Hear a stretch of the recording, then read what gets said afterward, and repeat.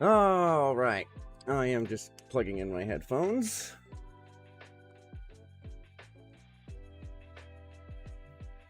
Okay, there we go. Here we are. I hope everyone's having a good night so far. What is it? It's like Thursday, right? Almost the weekend.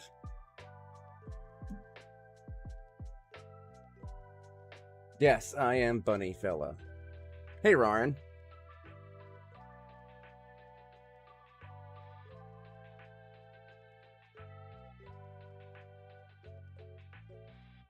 Okay. I mean, I didn't do like a deep dive into the Taiga stuff, but I do have at least like enough knowledge, I think, to talk about it and hopefully not really get anything wrong. And we're also gonna watch some videos, like videos that have spread through the community that have kind of helped people understand Taiga's situation. I can kind of give maybe a synopsis. The situation we are going to talk about, which, I mean, I think at one point he doesn't really know why people started calling him him. I think her. They. I'm gonna use her or they, okay? Because I keep seeing conflicting information on their pronouns.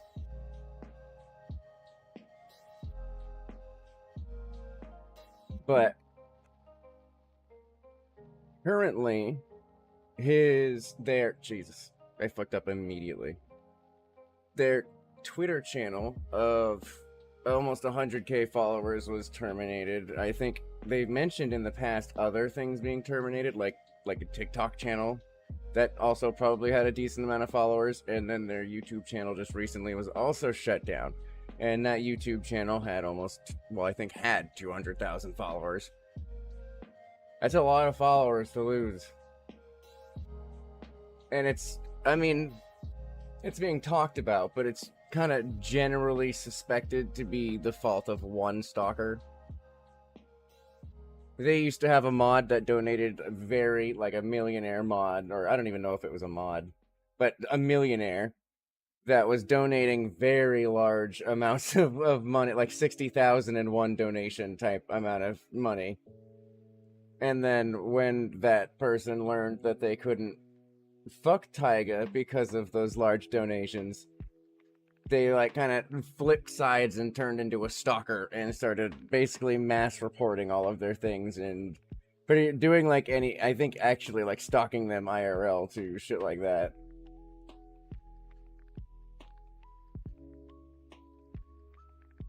It's because a lot of these systems are automated. A lot of YouTube's and Twitch's systems are automated, like just randomly. So, like, a bunch of reports, even from the same person, can at least get that automated system to kind of, like, kick in to some degree. Though it's wild to the degree, because there was a point in time, like, their YouTube channel was removed, and then I think it was... God, it was a number of hours later. It wasn't too long. I think it was, 8 to 12 hours later. They had their, the YouTube channel back, and it was, sweet! And then I think, just an hour or two later, it got deleted again, and he was just like, are you fucking kidding me? It's crazy that the account came back, and then was removed again. That kind of sends up, a few red flags for me. Because I could totally get the, well, there is a theory that because he posted on a second account, they considered it strike evading, and that's why they deleted the account. I think that could be the cause of one. I think maybe the first one was because of the mass reports, and then when they looked at their account to fix the situation, they figured out the, posting on a second account to get past strikes. And maybe took his account down again. I don't know. I don't think that there's an actual answer, because pretty much I think they just said that it was taken down for sexual content. And they're just a femboy VTubers, that's what they call themselves. So, like, their content isn't actually, like, straight up NSFW as far as I'm aware. It's just, like, suggestive. Probably more suggestive than my content, but still just suggestive. So that's the situation. Though, the main thing that has been being talked about is the VTuber Nuxtaku. He is like one of the more popular VTubers. He has like a couple million, couple million subs, followers, all that stuff. And he ended up like in a collab thing with Charlie, Moist Critical. He basically accused Taiga of being a pedophile for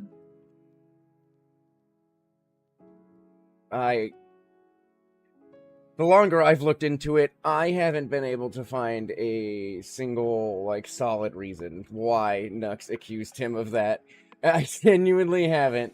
The entire time, he's just been like, yeah, and I alleged it too, because, like, my close friends came to me and told me. Who? Like, this whole time, that's bullshit. Like, Nux has done some really, like, things. So, I find it odd that if there actually was another person who gave him this information, that he hadn't come out already and tried to throw that person under the bus. Because that seems like the type of person he is. So I genuinely, this whole time, like, after just reading so much of this situation, it genuinely just seems like he's trying to use that to shield himself. That he's just trying to be like, God, I'm trying to hang on. I lost my train of thought. Yeah, okay. He's just trying to be like, yeah, my friend told me this. It's not like I just randomly alleged it myself. My friend told me this. Well, which friend? Nux? My friend, my friend. Friendly Friendington.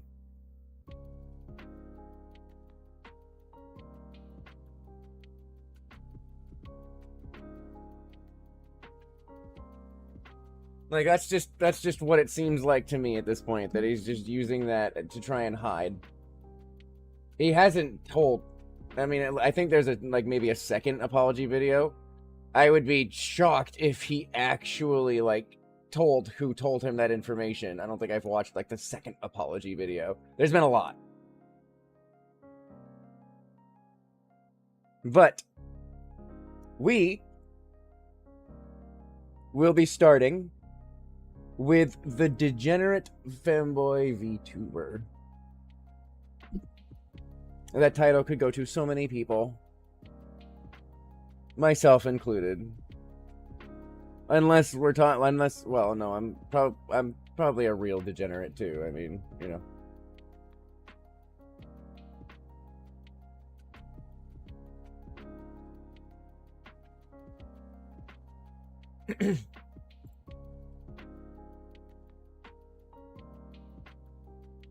Let's see. Make myself a little smaller. And, I don't really watch Nux. I don't think I've ever really specifically watched Nux. Like, I've never really gone out of my way to watch his content. I think I've seen, like, bits and pieces of it here and there.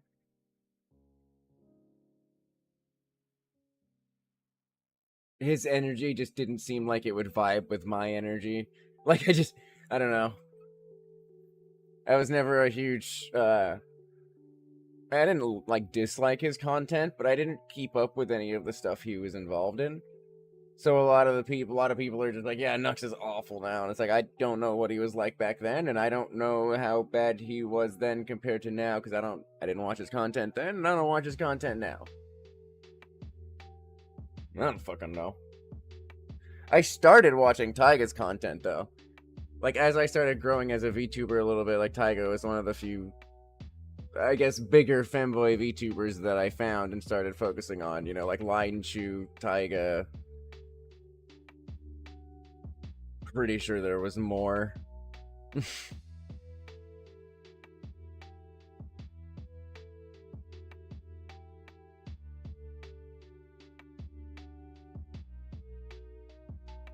Let me, before we play this video, let me... So, because my little chat thing is blocking it, this is the person who did the video. Their channel is Royalty is Here. So you are free to look it up yourself, subscribe to their channel, you know.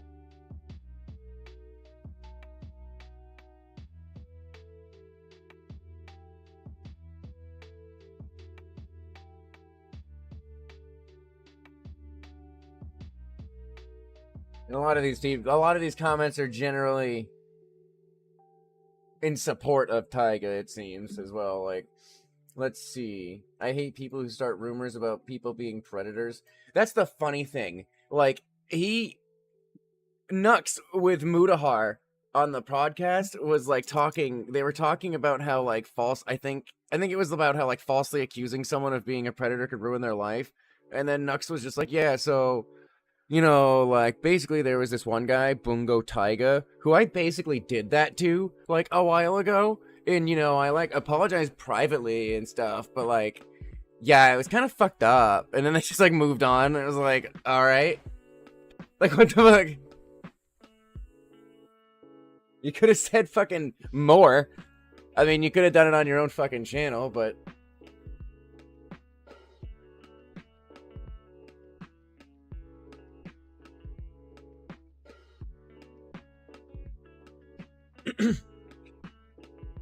Yeah, alright. The Degenerate Femboy V2. Let me turn off my music.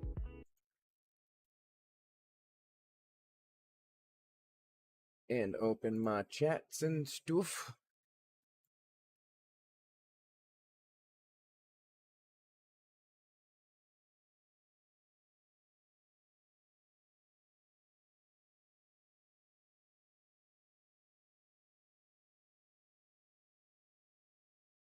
I'm trying to think of how I want to, like, do this. Sorry, I had to... Like, I'm about to play the video, I'm just trying to figure out where I want to put my chat, so it's easy to see you guys. It's funny, like, right now there's a black screen right there, but when I, like, hover over the icon at the bottom where it's minimized, it shows the video. I have to be on the tab or, like, having the tab shown somewhere for it to, like, for the video to show up. Like, when I move my mouse and I'm not hovering over Opera, gone. That's weird.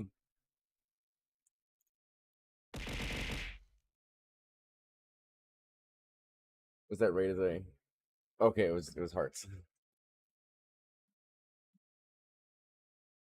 There's a mini feed. I can't, like, disconnect that. I can't disconnect this chat either, can I, on Streamlabs? It doesn't look like it.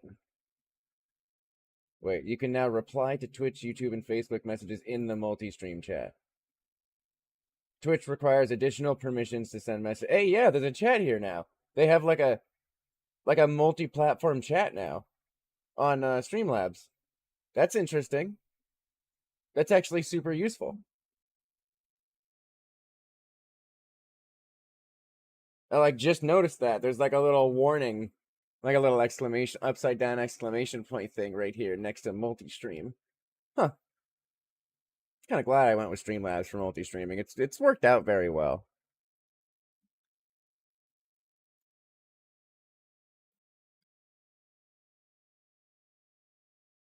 All right. Let's get down to business. Make sure this isn't muted or nothing.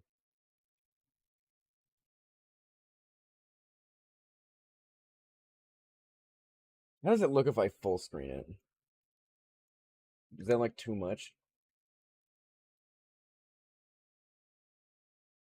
I wouldn't say that's too bad. Let me move myself a little. Okay. Adjust my position. Okay, here we go. I should be out of the way enough. Full screens. There we go. We're good.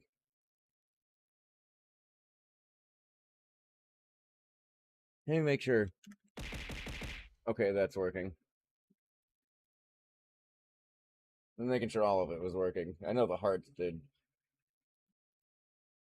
Oh, excuse me. That pizza's giving me heartburn. Indigestion.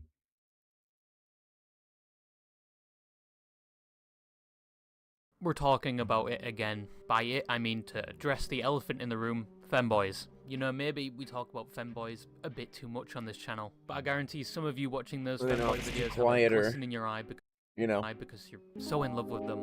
Thanks for following, Kai. There's Kai. nothing wrong with liking a person with feminine qualities and all the attributes of a girl, just with a side salad of cock and balls. Not my cup of tea, but you do you. I'll judge you from afar. But today we're going to be talking about one femboy in particular who recently got banned off YouTube, had thousands donated to them, acquired a stalker that followed them all the way to their hometown, had a plethora of allegations rallied up against them. Thanks, Kai. So much so they ended up on their favourite YouTuber's radar for a matter of seconds, only to be met with somewhat distaste, as said allegations seem to skewer their favourite YouTuber's opinion on them, albeit for a few seconds of knowing who they are. And again, yep.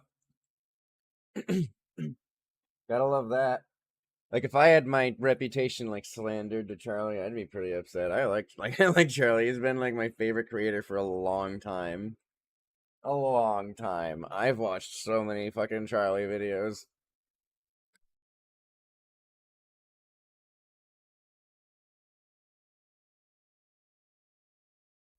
He also hasn't been able to catch a break. Like, genuinely, for Taiga, it feels like something bad happens, like, bad things are happening, the stalker, like, all this shit's falling apart, and then, like, more bad shit just, like, keeps happening. Like, it doesn't stop. It's like just a train and downhill snowball of bad shit that turns into, like, a big bad shit fucking avalanche. What an elegantly way to speak that. It could not be put more elegantly than a big bad shit avalanche. Gets even worse when you know their favourite YouTuber was Moist Critical, or Charlie. And today we're going to be talking about the femboy VTuber Bungo Taiga. How fucking degenerate do you have to be to, like, unironically, like, to a femdog VTuber on Twitch? You know what I mean? About as degenerate as, like, 80% of Twitch, I imagine. I mean, like, you gotta be pretty, like... Someone you may know from the clips shared online, from their streams on platforms such as YouTube, as there are quite a lot of them, many somewhat phallic in nature. Phallic. But that's just the internet at this point, and most online femboys for some reason. Dog. I wanna be a dog. Dog. Because I do make good dog noises. Kurt Cobain. Because there is an incentive to this behaviour. Although some of them could genuinely have this personality, you can't say it doesn't generate a lot of money. And if you hold any malice towards them for this, probably hate more on the horn dogs in the chat giving them money. Hate right? Like be upset at the horny people donating $2,000 to some random femboy. Well, in that context, I'm not trying to get people off, so I'm not I'm not, like, in that category. the game, not the... I know that Taiga sings a lot. I don't know what he is. And hey, yeah, sure, maybe I'll be a lewd tuber. I'll spend a bunch of money and go to, like, one of the best model makers on Twitter, and I'll have them make me a model that actually has a penis. I'll start doing, like Patreon-only streams, where I'm just, like, straight up naked. Yeah. The alt-pink femboy playing it. But just to be discriminatory, True. all femboy VTubers basically are the same, except their differing avatar and tone of voice. I smell it. Boy smell. I smell a boy. What is a boy thing here? Oh my gosh, what am I gonna do there?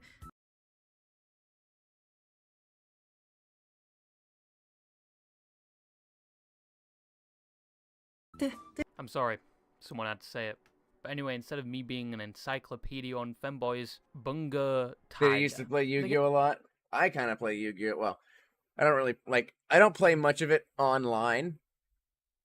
I have, 2 Levent's toys, but I don't play much Yu-Gi-Oh, offline, in person. I have decks. I have a full Blue Eyes deck that has, Azure Eyes Silver Dragon and all the Blue Eyes cards, basically. All of the good ones currently.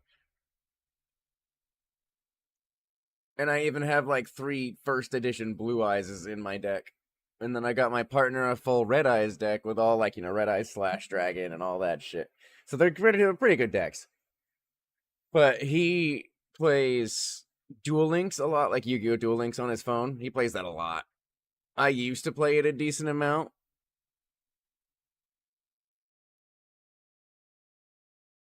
I played some of Master Duel. That was pretty fun, but I'm not a huge fan of playing against other people, and that's kind of like the main thing of Master Duel. It gets somewhat of a poor reputation, not all of it valid, and most of it tangled in misinformation. However, the biggest question, if you don't know who they are, is who is Bungo Taiga? Well, Bungo Taiga started streaming back on the 27th of April 2020, the peak of the coronavirus lockdown, where many of us were stuck inside, left to confront our internal demon. 4 years ago. That's pretty old in streamer life. Like, as far as I know, being like a year old is pretty old. I've had someone say I'm old in streamer years because I've been doing this for 4 months now.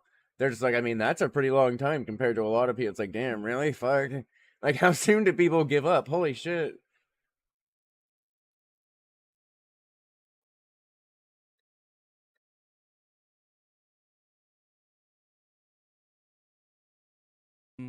Or just play numerous games of Valorant, CSGO, and... Well, see, I've only tuned into a few streams. Like, I tuned into a couple before, like, all this went down, before everything got banned. So, like, I had just been growing, like, right as I, like, started to check his stuff out. And then he got banned, and now most of my interaction with his content has been now like defending him and kind of trying to figure out the situation.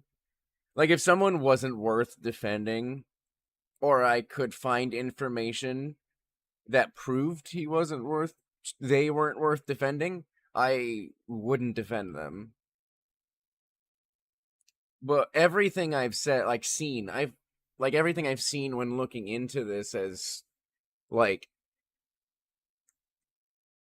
exonerated him and kept them in a place of none of this shit is true. There was even like a private investigator hired by a third party. I don't even know if the PI was hired.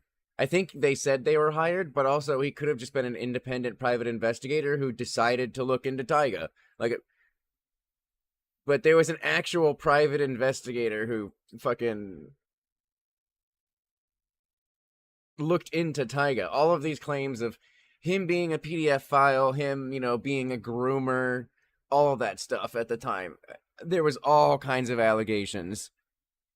I think like one of the I think the grooming allegation came because I think it was him dating like a 17-year-old when he was 17.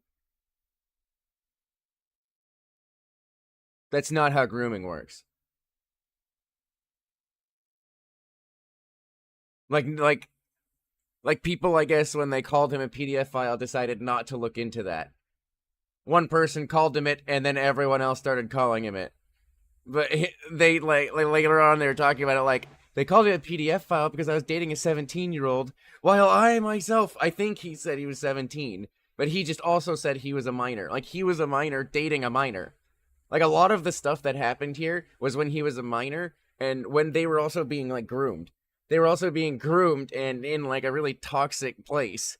So they have, like, said and done things that they heavily regret.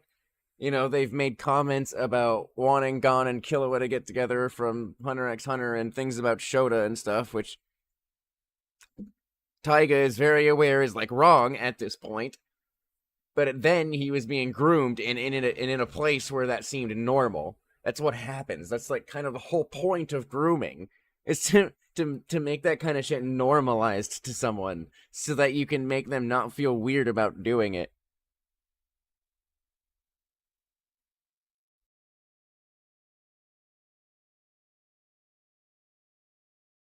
But yeah, there's a lot of the allegations that have just kind of came out of, like, left field, and I haven't been able to find any kind of, like, proof or anything. Even the things that he's that they've done, like, quote unquote, that are bad are things that, like, happened back then, and are things that, as far as I know, they are very aware are bad now. So maybe VR chat, to fill the void that was human communication and contact. Or do some soul searching and discover you like wearing thigh highs because they're warm and totally not because you like feminine things. They're just programming socks, guys, which is the first phase of being a femboy. However, Taiga garnered attention through their explicit and borderline NSFW personality. This attention made them known to YouTube clippers, who are the bottom feeders of YouTube. That is a compliment, don't worry. Who most of the time clip anything remotely entertaining and then re-upload it to YouTube. Nice. Do it, clap. Who within the ecosystem of said platforms like YouTube actually significantly benefit creators whilst also benefiting themselves, which basically is a form of mutualism, but Taiga was mainly targeted by the femboy clippers. it's so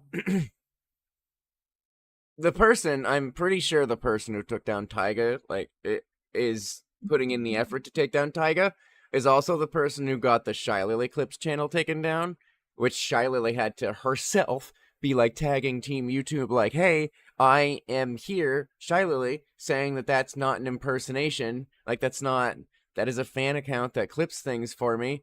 They literally work for me. Can you unban their account? And they had to do that, like, multiple times over in, like, a week and a half until they finally got the account back. Shy Lily was even saying that, like, they would cover any money that person was missing out on while their channel was deleted. Which is super nice. But at this point, they're just empowered. They are empowered. They have been successful. They've removed or gotten channels removed that were pretty big, and then gotten channels removed that were even bigger. Like, getting a Shy Lily Clips channel is, and yeah. Lately, YouTube has been kind of going on, like, a fucking spree for some reason to just shoot down any clip channels. I don't know why. Like, a bunch of them have been just getting slapped with strikes and warnings and all that shit for just playing, like, the VTubers' content. Even if it's just like, yes, this is a fan account, this is a clipping account, we are not impersonating the person. Even if the person comes out and says they are not impersonating me, it is fine. Like, they still might get a strike. It's the dumbest thing. I mean, all platforms are a shit show at this point. Like, a lot of people are, like, leaving Twitch in, like, droves because of because of the fucking shit they're doing on this platform, and a lot of people are leaving YouTube or heavily criticizing YouTube because of shit like this. It just doesn't matter. Wherever you go, there's just another issue. Amazingly. But a lot of them seem to have a pretty consistent, like, issue with reporting. His Twitch account, or Taiga's Twitch account, still seems to be up and functional. So I imagine Twitch is probably the only one here that's, like, actively got decent kind of, like, anti-spam report protection. And even then, if they didn't, they might actually have had, like, a person review it. Because Taiga's Twitch channel, I don't think, has ever been banned, at least in the course of all this stuff.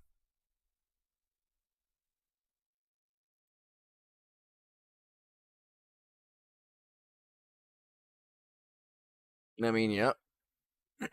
Gotta love that. YouTube has been just... Yeah, it's just been fucking gathering L's like the goddamn Easter Bunny gathers eggs. And children's dreams. And then shatters them when we find out he's not fucking real. What do you mean there's not a 6-foot bunny out here laying eggs? You lied to me.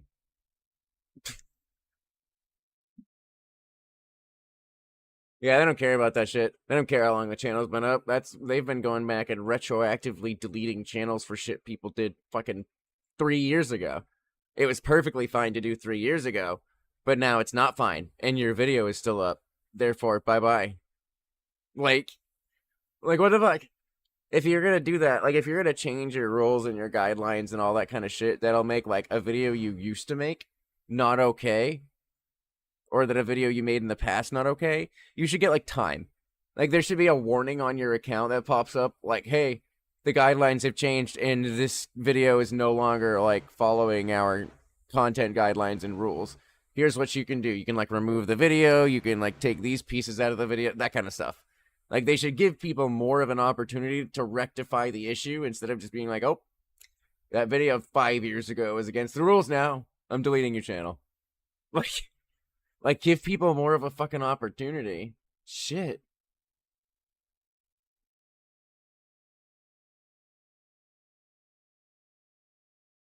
And yeah, sounds about right, yeah.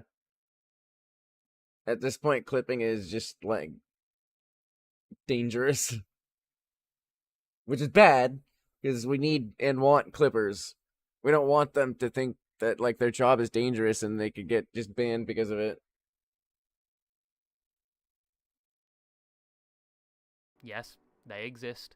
Just like Linux, there are many flavors of clippers, and if you remotely understood that reference, you're definitely a femboy. But Taiga didn't entirely benefit from this interaction, as they were never significantly credited, leading them to start their own YouTube channel and clip their own streams. A YouTube channel which recently was removed off of YouTube due to sexually explicit content and possibly people mass reporting them. Because somewhat due to their explicit content, they also acquired a lot of stalkers. Stalkers which had a big hand in the downfall of their reputation. True. If I ended up finding like a dedicated clipper, someone who was making like a number of clips basically every stream, I wouldn't mind starting to pay them for it.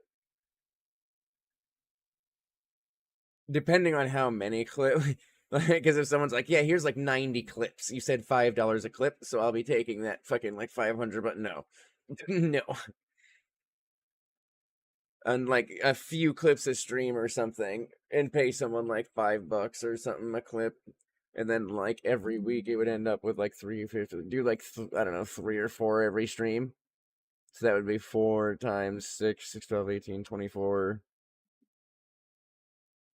Be like $130 at the end of it for an entire week of clips, just for being like a clipper. And I'd end up paying that, so that ends up at like 500-600 a month. That's not bad. Maybe a little less than that. That's kind of expensive, but you know, we'll see. But they were a big financial benefit, as one of them was supposedly a millionaire, donating 250k. Look at that. Do you see that donation?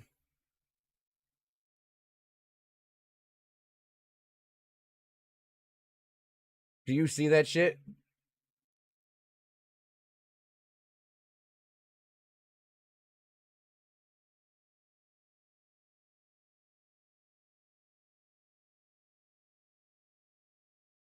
That's one good donation.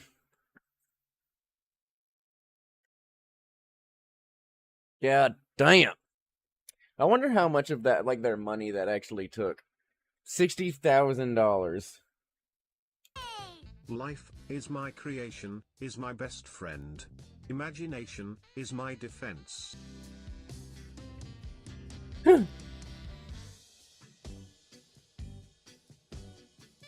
Good stream, everybody. Had a lot of fun. Now, I don't care how Same masculine you are. You're probably not anyway. A twig probably has more testosterone than you do. But 250k is 200. It's just 60 grand in one fucking tip. But then this person was like, hey man, you know how I gave you like all that money? You're gonna fuck me now, right? Come on. Come on. He was like, ew, no. I think I'm solid on that, bro. 150k. If I knew I was about to get that money, the thigh highs would go on almost immediately. Right. Oh god. The same. But even with the financial support, this would become. If someone was like, I will donate $10,000 if you right now go put on thigh highs and take a picture, I'd be like, give me 3 seconds and check my Twitter. That easy. A problem for Taiga, because this person had a heavy attraction to Taiga, to say the least. And admirably, even with the... I mean, no shit. You aren't gonna send $60,000 fucking dollars to a Shota V, or I guess he's labeled a Shota VTuber, but that model they say is just based on their body, their real body. There's a ladybug on my screen. Go away, ladybug. I don't want to like hurt you. Go away. Come here, bud. Get on my finger. Come on. No, get on my finger.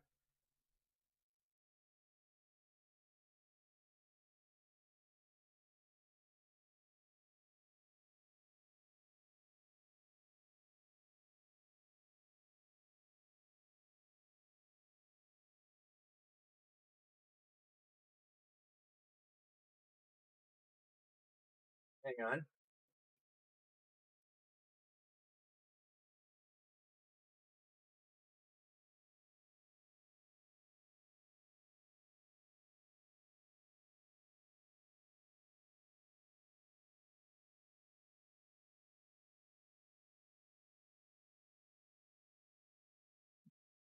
Okay, he's safe. Or she. It is safe. I got it out the window. If a bug is like harmful and freaky as shit, I might like freak out and not like it and stuff, but it's just a ladybug. You know, it's just a cute little ladybug. And let it crawl on my finger and try and get it out the window. There's no reason to like hurt a bug like that.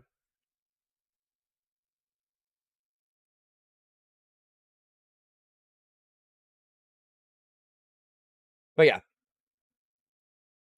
For real though, like if you are sending $60,000 to someone, there is, a pretty good chance that you kind of like that person, you know?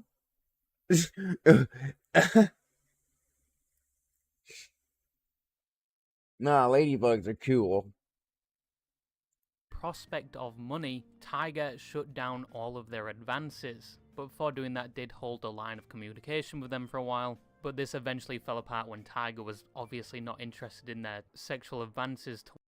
I mean, yeah, if someone started donating that much money to me, I absolutely would start talking to them. That seems pretty reasonable. Like, I would absolutely start talking to them like, hey, like, oh my god, like, holy shit. Like, are you sure that this wasn't a mistake type thing? And then just kind of, like, say hi to them here and there and try and just be nice, you know? Like, just try and be nice to them if someone's donating that much fucking money. I would absolutely be willing to, like, talk to them, like, personally. And just kind of, like, try and be friends. But I absolutely would make it the same clear that...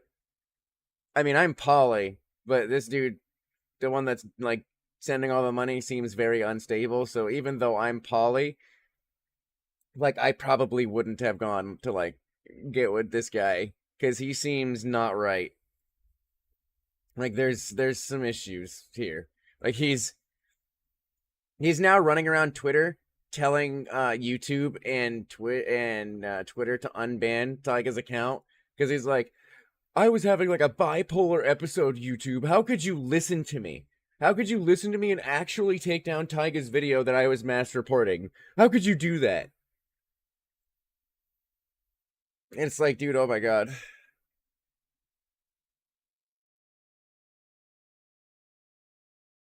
Towards them, and this millionaire was not happy about that, going all the way to their hometown in Canada and filing police reports against them, along with a bunch of homophobia and transphobia. This lasted for around 6 months and was absolute hell for them, but fortunately when that cleared up, Taiga just couldn't get a break.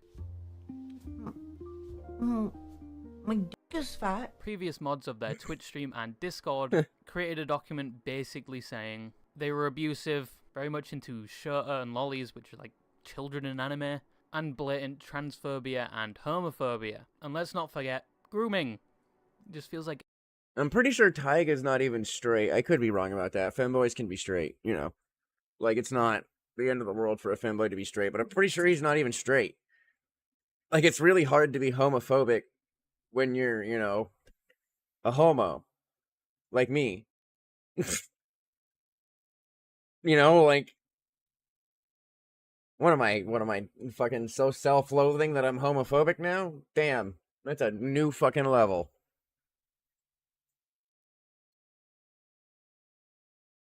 every crime a YouTuber can commit is always grooming. Like, do something cool, like tax evasion. Like, come on.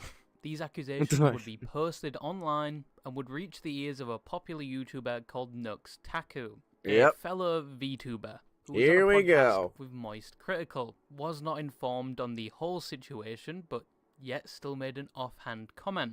Left to teetering money. Is this HoloLive?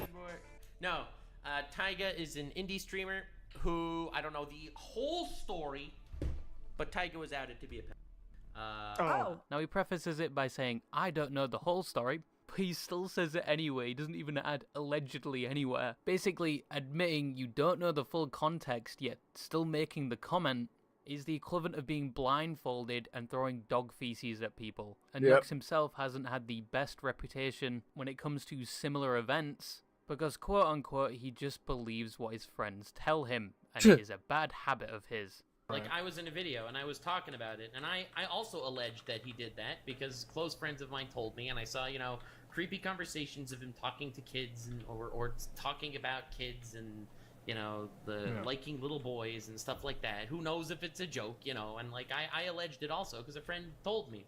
And a tad bit of Nux? hypocrisy. Who, Nux? Like, what the, fucking who? Like, every one of these videos, he just keeps saying, a close friend.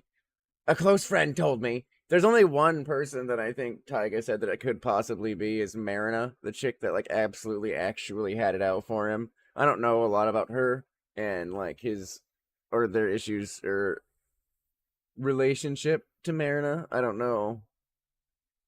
That could be something I try to look into in, like, a future stream, is that connection. Like, exactly. This whole time he just keeps saying, like, a close friend told me that this person's a pedophile, so I said it too, turned out to be wrong, and now I'm gonna make sure no one knows that person's name, because I really want to defend them. I really want to make sure that people don't, like, go after this person for falsely accusing someone of being a pedophile. Like, that's, you know, it's not even that bad. It's might as well have just called someone a jerk, am I right?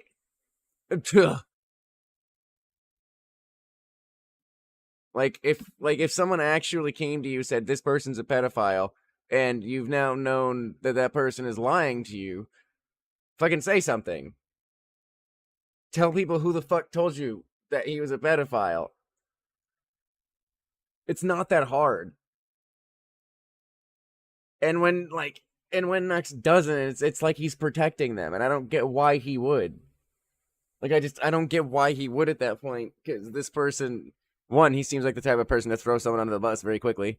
And two, like, why? It would just help his situation to, like, out the person who said it. Because then he could just be like, yep, this person said it, like, I'm washing my hands of the situation. They told me you guys can go deal with them. You know, like, I got the information from them. I'm sorry, I've apologized. Like, and frankly, like, even his apology video that he released, it was like 18 minutes into, like, a 24-minute video where he finally started talking about the Taiga stuff. And even then, he barely apologized. He seems more angry. Nux seems angry that people are calling him out on this. He just seems pissed off to be addressing it. That's the only vibe I get from him every time he comes on to, like, apologize about it. He's just like, yeah, I've apologized, like, privately, but, you know, like, I am sorry for doing that stuff, but, you know, like, considering past events, and, like, all of this other stuff, it doesn't seem like it, like, it's like, dude, holy shit. Just genuinely shut the fuck up and apologize. Like, just say, I'm sorry, I fucked up. It's as simple as that.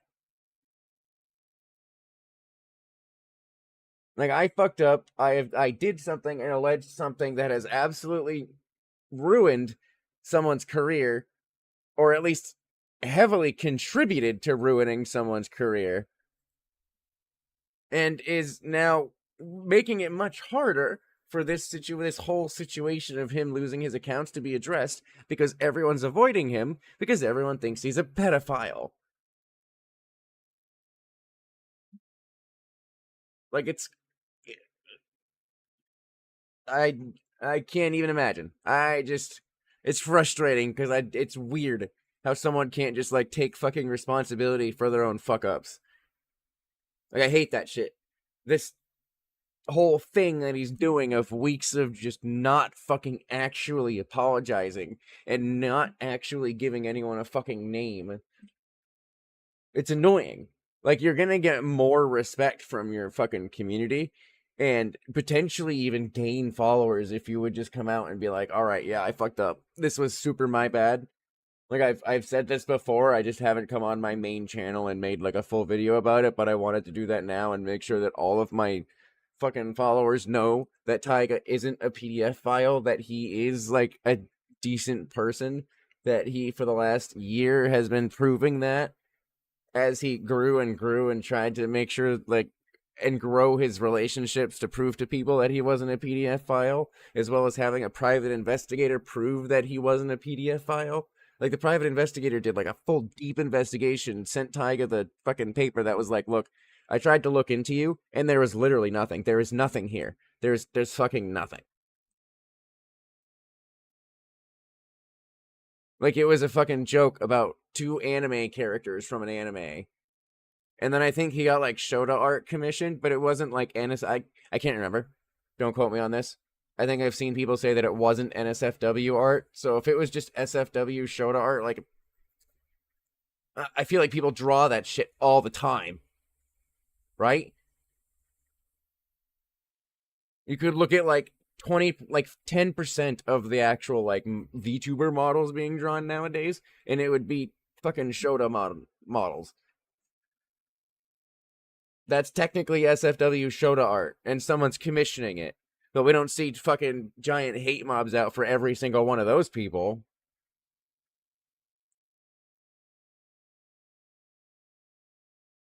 When it comes to the lolly and Shota argument, which feels like it's lasted decades now, longer than Naruto Shippuden, with the... It's funny, too, because, I mean, this is going to be a slow pause, or a quick pause, but some of this has, like, blown back on Nux because he used to, if, like, during this time when all this happened, people looked back on some of his thumbnails, and he was literally doing the same shit, like using Shota and lollies in some of his thumbnails to get views and stuff. Some people were, like, really calling him out for that, and now, I think later on has been like, you know, it was fine back then, it was fine, edgy humor back then. Which, I mean, true, that's, I guess, a fair defense, but then he went back and changed a bunch of them. Like, got rid of the lolly and Shota. Which just made it actually seem a lot worse. He should have just left it. If you're gonna hit with the defense, fucking... It was edgy humor back then, and that kind of humor and stuff like that was fine back then you can't be going back to, like, wipe that from the internet unless YouTube is specifically asking you to do that. But otherwise, it just looks suspicious as fuck, and it's almost like you're admitting, like, really bad, like, wrongdoing. Just leave it. Like, that kind of shit was fine back then. If it becomes a major issue, get rid of the video. But, like, in the immediate first response shouldn't be to edit all of that out. The argument being liking lollies and Shotas means you like kids IRL, even though he has associations with people that endorse or use lollies and Shotas, and even has some in his thumbnails. See? And when making a video Look at about that. Did you see that shit? Shotas, and even has... Look at that. We've got Gargura. That's basically, like, I think an NSFW picture of her, or, like, a super suggestive. That one, look at that one on the top left. Look at that shit. Like, oh, wow. And then at the bottom left, we've got them with the coffee. Bottom right, another Ahegao face. Like, this is Gargura. She's a lolly and a child, but he's just tossing them into these thumbnails, and these are, like, those are pretty, like, damn near NSFW thumbnails. My god. Has some in his thumbnails. Then when making a video about people talking about the hypocrisy and the thumbnails, went back and changed... I actually have a Rev video is actually part of this. Right here, see? It's the third video in this little things. I didn't bring up like everything. I'm not trying to have like a fucking 500 tab thing here and go through like every single tiny thing. I just brought up, I wanted to watch like the videos that covered a lot of it, and then maybe bring up a few Twitter posts that kind of add a little more context to everything, and like some things that are currently happening. Just all the thumbnails, and I'm not getting involved in that shitstorm. I'm just gonna let Moist Critical talk about it. Why is cutie such a big deal when anime has kids being sexualized? Well, first of all, anime is fake. Those like children lolly things, those fucking 900-year-old vampires that look like they're 4 years old, the little cum demons that have existed for 2 millennia, but they look like a 6-year-old, those aren't real people. They are animated fake things. But Bungo's reputation was on the floor because of the allegations made against them, and Nuxtaku talking about it with Charlie. More negative attention was given to Taiga. They obviously responded with anger when hearing other YouTubers were talking about it with no context. I don't know the whole story, but Taiga was outed to be a pedophile. I don't know the whole story, but we want to talk about out of context, bro. I don't know. It's a past thing. Like there was the VTuber Oh boy. that was canceled for allegedly doing weird grooming type shit. And Alleged by you, Nux! You alleged that! You said that! No one else did! And evidently, due to this Yeah, like it seems like some of these like accusations towards Taiga have just straight up come from Nux, and he's refusing to say who that close friend is. His close friend, his trusted close friend, who like happily lied to him about this person being a PDF file. But yes, his trusted close friend. Like I don't. He's either fucking blatantly lying about having a friend that told him and he just made all of this shit up himself, or someone actually did tell him and he needs to fucking say who it is. Frankly. Simple as that. prompt had to open up about their past stalker and trauma as they had a hand at sullying their reputation. But they were also angry because it was a blatant smear campaign. Yeah. Because, surprise, surprise, many of the allegations made against them were false, and mainly down to the fact they did not reciprocate the affection shown to them by their ex-mods and past stalker, with one allegedly only wanting to be a mod to get close to Taiga and neglecting their duties. So once both of them were removed and replaced by Taiga, they were just a tad bit angry. So they compiled a list of allegations with out-of-context screenshots of DMs, which to this day... And I mean, considering he puts them in his thumbnails, I don't know how much he really hates them. But he definitely does not seem to like Taiga. For whatever fucking reason. You know? Like, it could involve, like, that one chick that Taiga had issues with prior that I guess could be, you know, talking badly about Nux to that person, but... Like, you can't... I don't know. I feel like, if you're unbiased, there's no way you just come out like this with zero evidence of like, oh, my friend said so, and like accuse someone of being a PDF file. You have to be biased and have to like dislike the person you're accusing, because there's no way. Like you have to be stupid to do some shit like that without evidence. That document is no longer available on the internet. Imagine One can that. only wonder why, but Taiga's reputation was getting dragged through the mud, with most people thinking they were a terrible person and a pedophile, until a guardian agent came from the clouds of heaven, gave their career a much-needed mercy res, and that was a private investigator, who had previous cases of child endangerment and exploitation. Here we go. Let's read this a little bit. I am writing this to correct the record on a VTuber known as Bungo Taiga. I am not a longtime fan, nor was I connected to Taiga. I am an independent investigator who happened across Taiga and enjoyed hearing his impressive voice work, but happened across some of the rumors regarding him as I dug a little into his background. I will be keeping my identity anonymous, as many of the actual pedophiles I investigate will stalk and harass anyone I associate with. I know that will make it harder to trust this document and confirm it isn't just one of Taiga's friends, but I would rather that doubt than draw additional harassers to him. I have directly talked to Taiga to discuss these issues after my initial investigations and asked questions. He has been cooperative and honest through my investigation. Upon deeper inspection, this is a case of harassment and IRL stalking performed against Taiga as a former victim of stalking, harassment, of stalking and harassment. I can empathize greatly with this situation and want to correct the record with my findings. Bungo Taiga has been accused of being a PDF file and possible child abuser. However, something glanced over by the public are the two sources and the distributor of these accusations.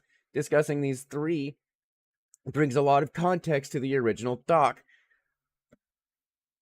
and brings its validity and purpose into question. The doc written on Taiga that alleges he is a Shotokan, pedophile, racist, transphobe, and that he is toxic was pushed by his stalker, using an old doc made half a year prior by two of Taiga's former mods, Gilk and Azzy, both banned a few months apart, and then the doc against Taiga appearing 3 weeks after Gilk was banned from Taiga's Discord for calling Taiga a money whore. And then Azzy was banned for constant inappropriate flirting with other server members, including minors. Jesus Christ. Of course, it's the people that are actually, like, involved with kids that accuse other people of being involved with kids. Hey, Mox. It's good to see you.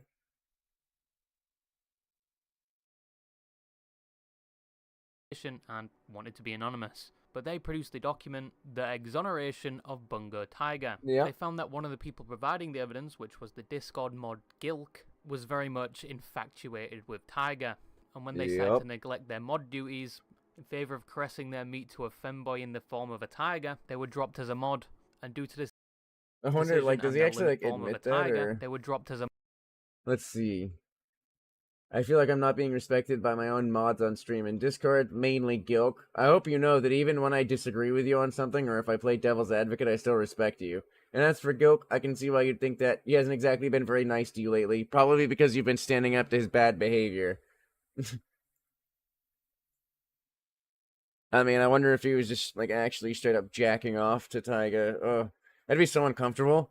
Imagine your mod coming up to you and being like, yeah, I'm glad to mod for you. I just want you to know that I'm, like, actually stroking myself whenever I'm, like, modding for you. Like, you're really fucking hot, and I just get to sit there and listen to your voice. Ugh. And it's like, oh. Yikes.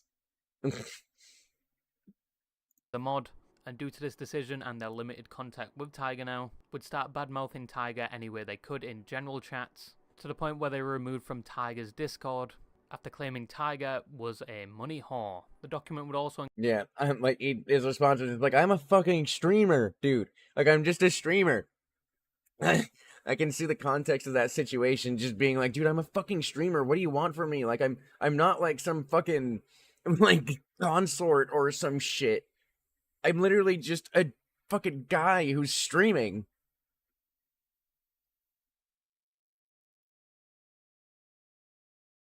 So this situation, it's about someone named Bungo Taiga, who was falsely accused of being a PDF file by Nuxtaku.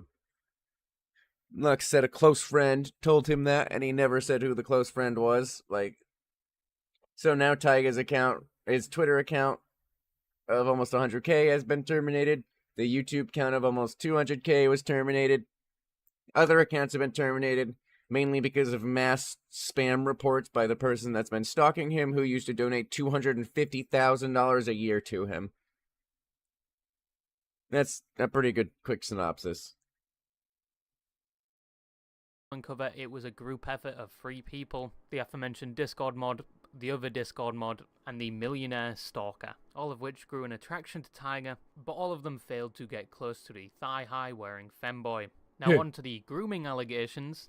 Much of the evidence provided was taken out of context and were jokes, with one being a reference from Sunny in Philadelphia.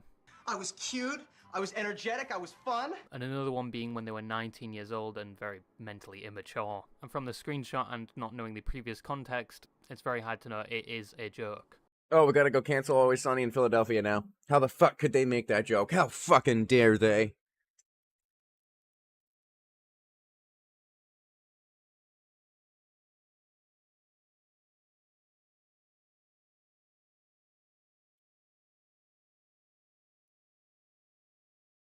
Shouldn't they have known 20 years ago that that wouldn't be okay today? Man. Bastards. With the transphobia and herbophobia, many of the logs. And yeah. And that's what, like, the account was recovered briefly and then removed again.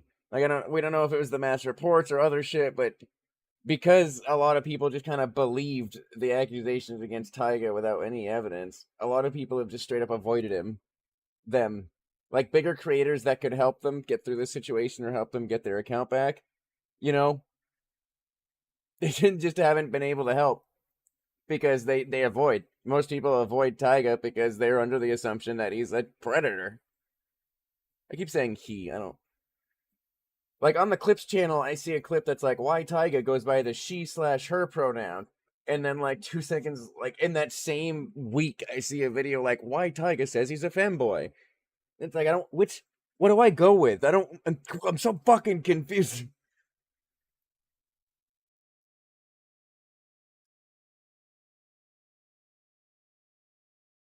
Yeah, there's claims of transphobia. I have seen Taiga show nothing but respect for trans people on and off stream. Taiga has shown distaste for transphobes and has welcomed trans people with open arms to his stream. Taiga uses the LGBTQIA+ tag on Twitch for a reason.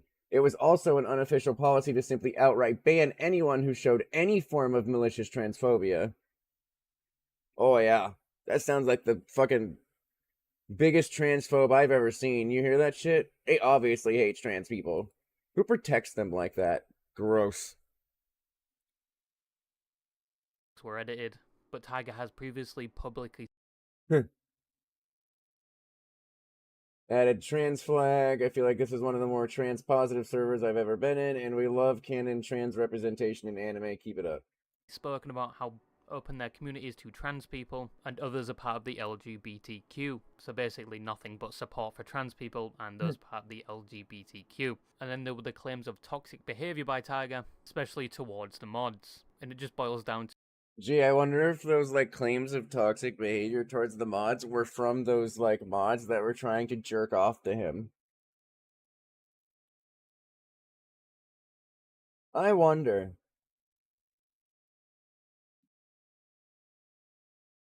Yeah, like his mod Gilk. He had to ban him from the server. He shit talks me constantly and doesn't bring the right atmosphere into the server, so if he tries to contact you about it, ignore him. I mean, if it comes down to it, you know, like if one of my mods starts doing crazy shit like that, just know I won't hesitate. Like, if we start hating each other and things get, like, hostile, gone. Don't need that shit. I do still think I need to hire a couple more mods, though. Maybe to help with, like, TikTok and YouTube and stuff. they weren't doing their job, so they got removed, made a document and cherry-picked evidence from DMs that looked damning, just to get back at Taiga. However, the only true thing about the document were the shooter commissions. Once again, a shooter is a child in anime, more specifically a boy. Taiga's OC is also classified as a shooter, with the ever so comedic line of, "They're over 1,000 years old."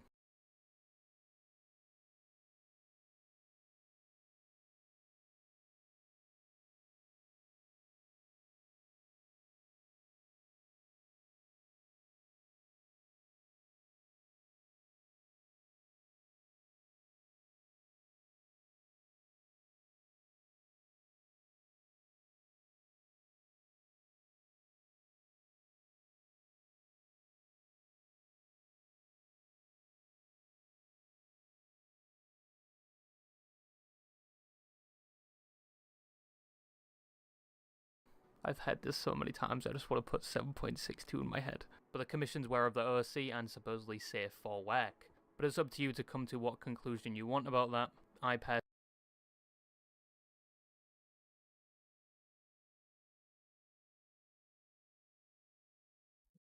Was my mic muted right there when I was talking about the rumor? Because I responded to the rumor thing, but I didn't. I noticed. Okay. Good to know. So, I wouldn't be surprised if there was a rumor going around.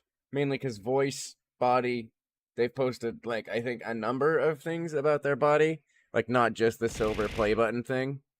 Oh. Thanks for following, miss. Oh, hey, it's Brando. Brando VA. Took me a second to read the end of it. The mic was muted and I didn't realize it, because sometimes it's hard to notice the flashing light because it's like down a little bit. But yeah, I wouldn't be surprised if that was a rumor. Plus, I've seen like a number of things saying that Taiga goes by she/her pronouns. So, I mean, could definitely line up with them being trans. But I think currently they are like, they have a penis and do not have boobs. I think they have a male body currently, and they might be using she/her pronouns. That, or it could be possible that Taiga's like gender fluid, and they just use any pronoun. I know a lot of people that are like that. It's either gender fluid or like genderless. One of the two, where someone is like, yeah, you can use any pronoun. Just call me he, her, they, it, whatever you want to call me. Like, but I'm not sure. People are always figuring out their identity. You know, I'm not gonna exactly personally know if Taiga's trans. I don't fucking know. Oh, excuse me. Heartburn. Yeah. Personally, could not give a fuck. As long as it isn't on the level of Burke or Pico, and we don't... Why are you showing us this? Burke or Pico, everything is right with the world. But despite having their name cleared, their reputation was still in the toilet. Yeah, that's what I've noticed. Like, most of everything, it's like Taiga's been a he and a femboy and stuff like that. But up until, like, I think recently I've seen some people saying, no, they want to be called her. But I also haven't really ever seen, like, a situation where Taiga is just like, oh, you called me a he? No, can you please call me her? Like, I haven't seen them, like, correct someone for it. You know? So, it's confusing. I feel like there isn't, like, a solid video out there that tells me what to do. Which, I wish I could see what that was on, like...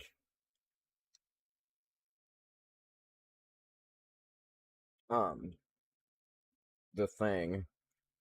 Even to this day, people blindly believe that grooming allegations are very much true, due to how fast it spread, and little to no public knowledge on the actual truth. He is the furry pedo. I see. The furry pedo. Why? Because he has... Oh, well, no, he was a full-ass furry at some point. That's true.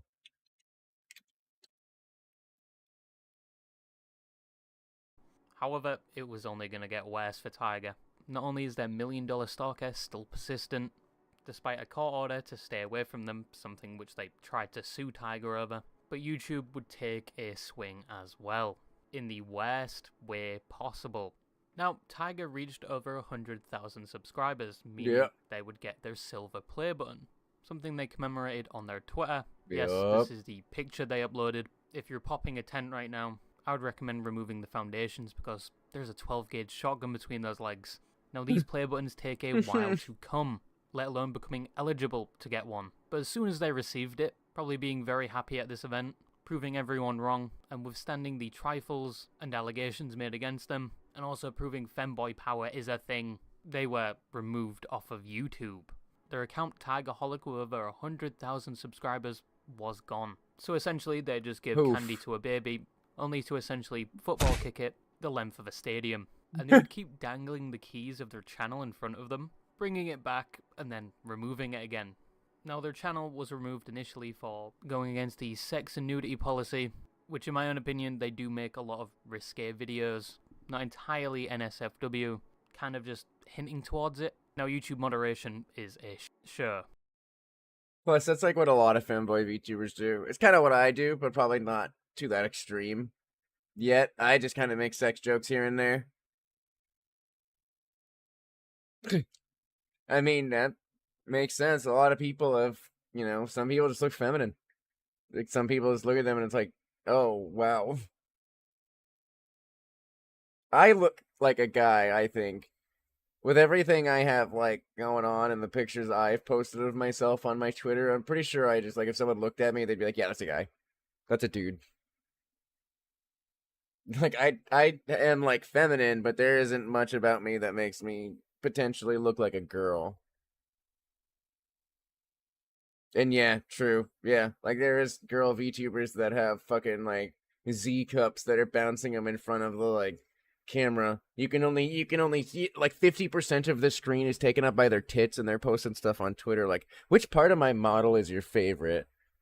And it's like, let's see. Let me look at the other half of the screen so I can see like other features instead of those giant fucking honkers. The removing of channels and videos is almost never consistent.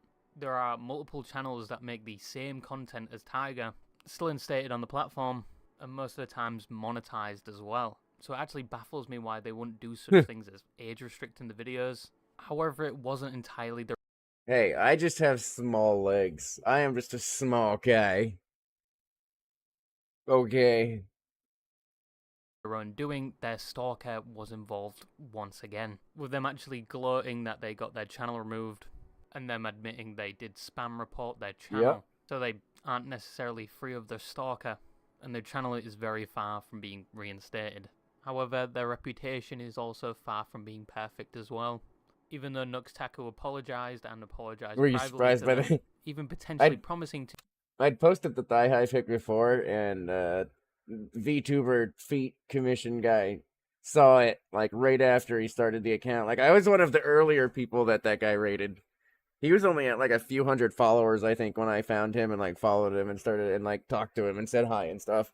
I think he's a nice guy. He's a funny, good guy as far as what I've seen. The like VTuber feet connoisseur guy who's like rating people's feet. I think it's funny. But yeah, he found that a while ago. And yeah, that foot thread. Oh yeah, like everyone's just like, "There's the feet connoisseur. Might as well give him the feet pic so he can rate me because he has this massive tier list. Massive. He's put so many people on it.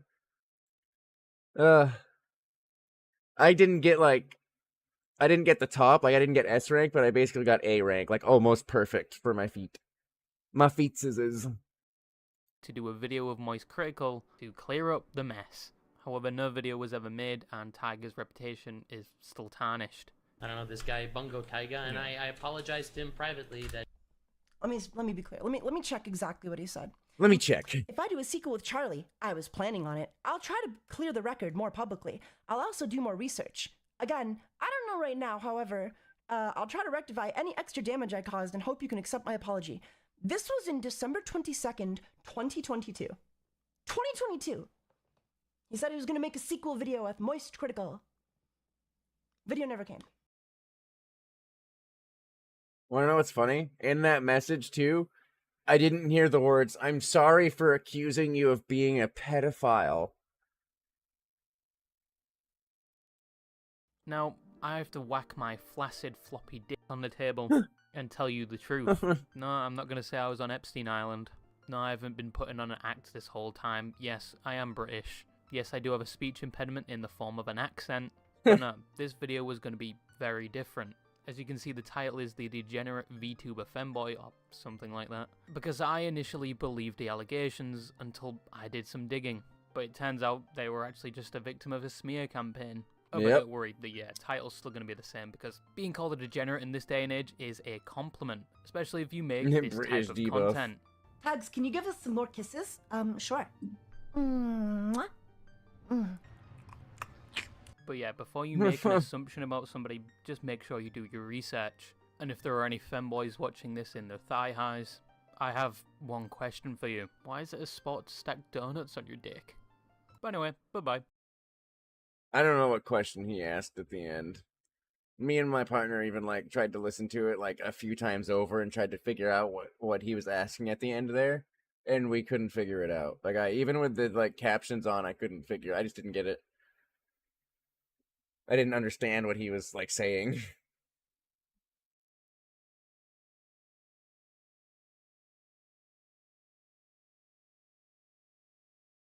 So that why is it a sport to stack? I don't understand. Stack donuts on your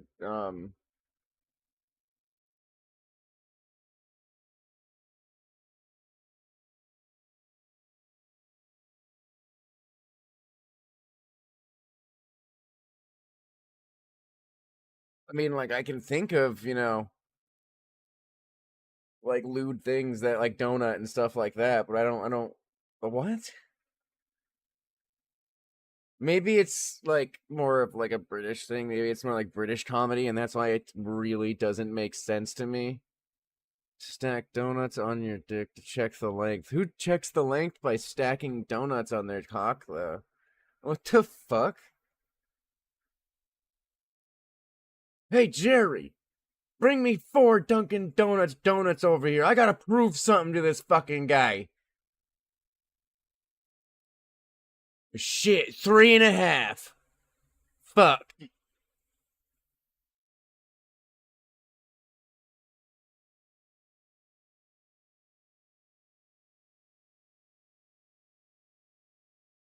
Alright, this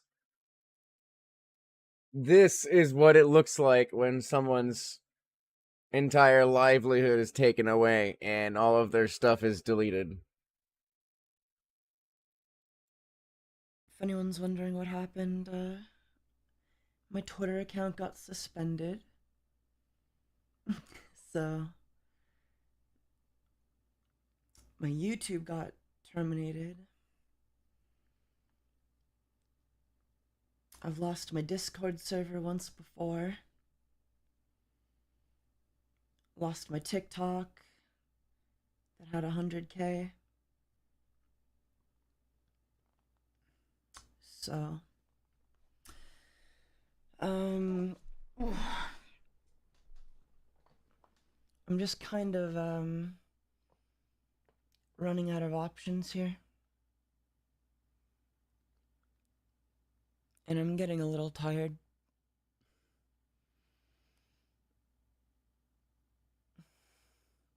I'm not getting tired. I am a little tired. I have no way to promote myself.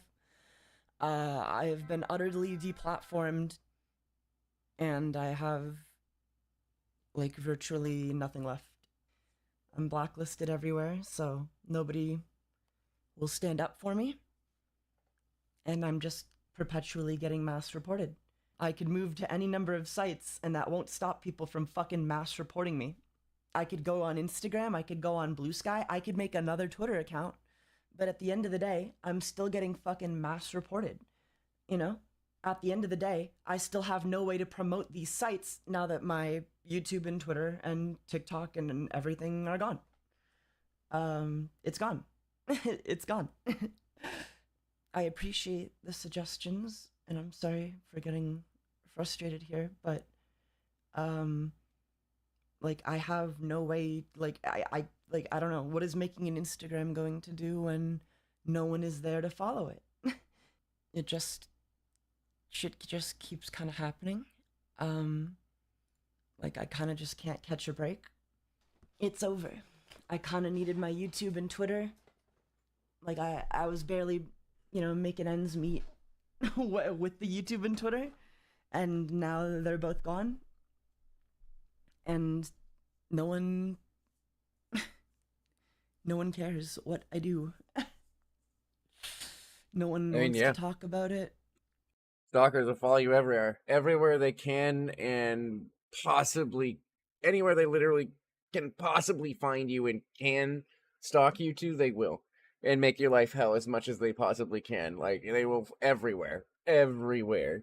Unless this fucking person is, like, put in jail or stopped. No one cares, man. I have spent a fucking absurd amount of money getting this next VTuber model made and trying to get assets for it ready just to have it be something special, and no one's even gonna know about it because, like, I have no way to promote it. I keep getting deplatformed everywhere I go. Even if every single person on stream followed a new account I made, I'd end up with what, 500 followers? I don't know how to make up an 81,000 deficit.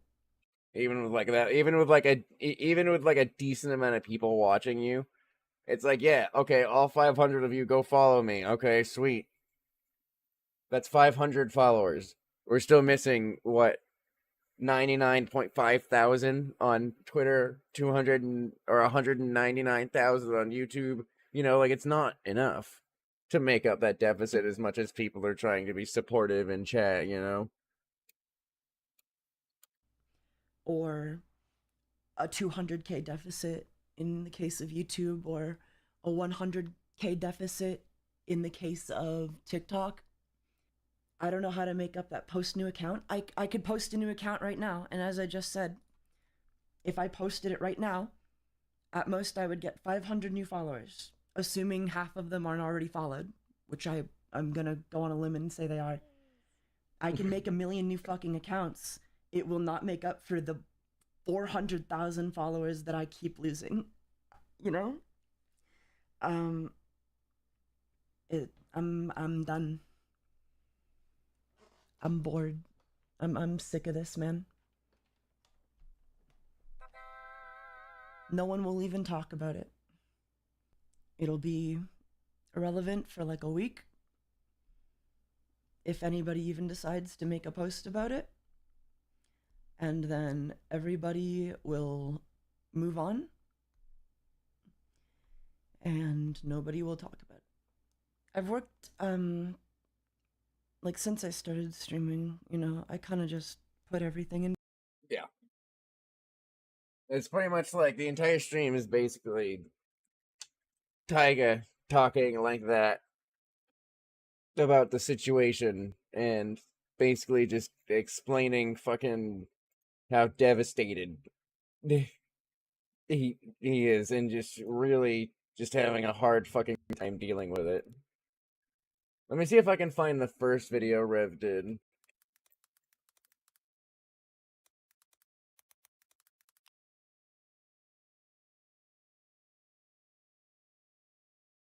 Response to Taiga and response to Taiga again. Which one do I have here? Response to Taiga, it's bad. Okay, this is the first one. That's sad. It's genuinely like sad and fucked up. Like I don't blame them for fucking like getting teary-eyed and like crying and like not knowing what to do. That's a livelihood, man. 400,000 fucking followers. You know how hard it is to get those kind of fucking followers? Like holy shit. That's a lot. That's a lot of fucking followers. That's like the level of followers where you can live off of it and do it as a job. And to just fucking in this blink of an eye just lose it all of it just gone, because this one dude couldn't get his dick wet.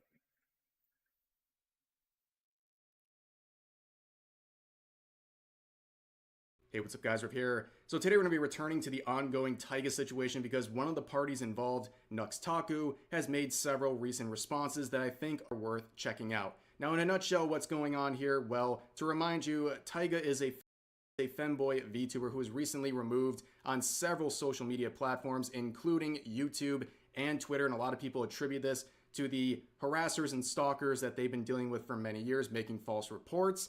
And if you want a more detailed breakdown of the timeline and everything going on, you can check out my video from a few days ago. I'll put a link to it in the description. But to sum up what I talked about, at least partially. Oh yeah, if people don't know who this is, their YouTube name is Rev Says Desu. You know?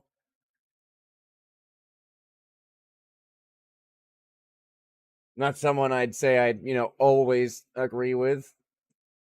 But always agreeing with someone is fucking boring, man.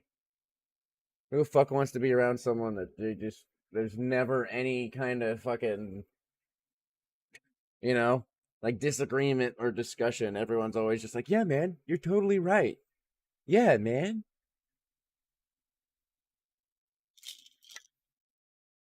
It's not the end of the world for someone to disagree with me or for me to disagree with someone.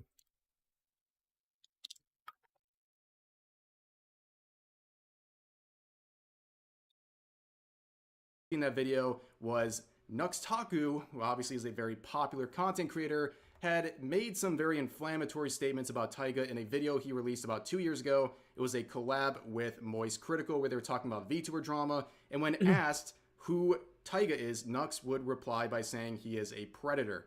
Now, of course, that had a big impact because there's 350,000 views on that video, and Nux would pin a comment a few months later trying to address the situation. So, this is actually something that Rev misses right here. He didn't get anything wrong, but there's like a detail he missed right here. So, this pinned comment, hey, I edited out the Bungo Taiga segment of this video. Although I state in the video itself a disclaimer that I do not know the full story and to not take what I take too seriously, he says as he calls someone straight up a pedophile, not even allegedly, to one of the biggest creators on the platform. But don't take him too seriously, you know. I still would rather not be a cause for misinformation floating around, blah, blah, blah. I also personally apologize, blah, blah, blah. Charlie has nothing to do with this. This was privately recorded and only on my platform. So, something that Rev missed here, which, I don't know how many people know this. I think I heard Taiga say this. Nux made this comment and then pinned it at the top of the channel so that everyone could see it. You notice how it has 160 likes on a video that has 350,000 views as a pinned comment? Does that seem strange? It should seem strange because right as he made that comment and pinned it, he needed to change something in the comment. So he edited it. He had to edit the comment to change it to what he wanted. See how it says edited? When he did that, it unpinned the comment, which he didn't realize for the next year. So, yes, he made this comment and put it and pinned it, but then basically within that same minute, or within like a very short time, accidentally unpinned it and left it unpinned for basically an entire year. So no one saw it. Or maybe some people did, but, you know, it wasn't like at the top of the comments. So that's something I think that Rev missed. I don't think they knew that. Also saying that there is a private investigator looking at the situation with Taiga and the allegations that they were facing at the time. And a few months after that, there would be a private investigator he just moves on. would conclude their investigation by saying that Taiga was exonerated, that they did not do the things that they were accused of by some people who turned out to be actually Taiga's harassers and stalkers who were making false allegations. Now, the only response we would get beyond that point was a small statement made in a podcast 6 months ago on the Some Ordinary podcast. Yeah. Other than that, like, pinned comment under that original video, this right here, where he's, like, talking about it on the Some Ordinary podcast, is, like, the only other time he brought it up, but he keeps, like, anytime someone brings it up, he's just like, I already apologized. I already talked about this. I don't know what else you want from me. And it's like, well, you've never made a video about it. You never tried to, like, talk with Charlie about it again, like you said you would. Like, you know? Like, there's so much that he didn't actually do. The only thing he's talked about it for like a minute and privately apologized. That's it. Until now. There has been like a full apology video that he's put out, even though like 18 minutes of it wasn't about Taiga. But, you know, sure. I'm pretty sure there's another apology video after that. I haven't seen that one. I can't wait for like the one right after that probably comes out tonight, and then the next apology video that comes out tomorrow, because this person doesn't know how to word his fucking shit. We're about 20 minutes into that podcast. Nux would somewhat address what happened with Taiga, somewhat, and also at the same time say things like he had an issue because he liked little boys and all these things, and it still made Taiga look pretty bad, and there wasn't a real genuine apology or an attempt to take accountability for his role in spreading misinformation about Taiga. And I ended my previous video by talking about what Nux is currently facing, which is some people trying to make allegations based on some responses and DMs and replies he had with Shadman. Yeah. Oh, look at that. It's Nux Taku asking Shadman if he wants to collab.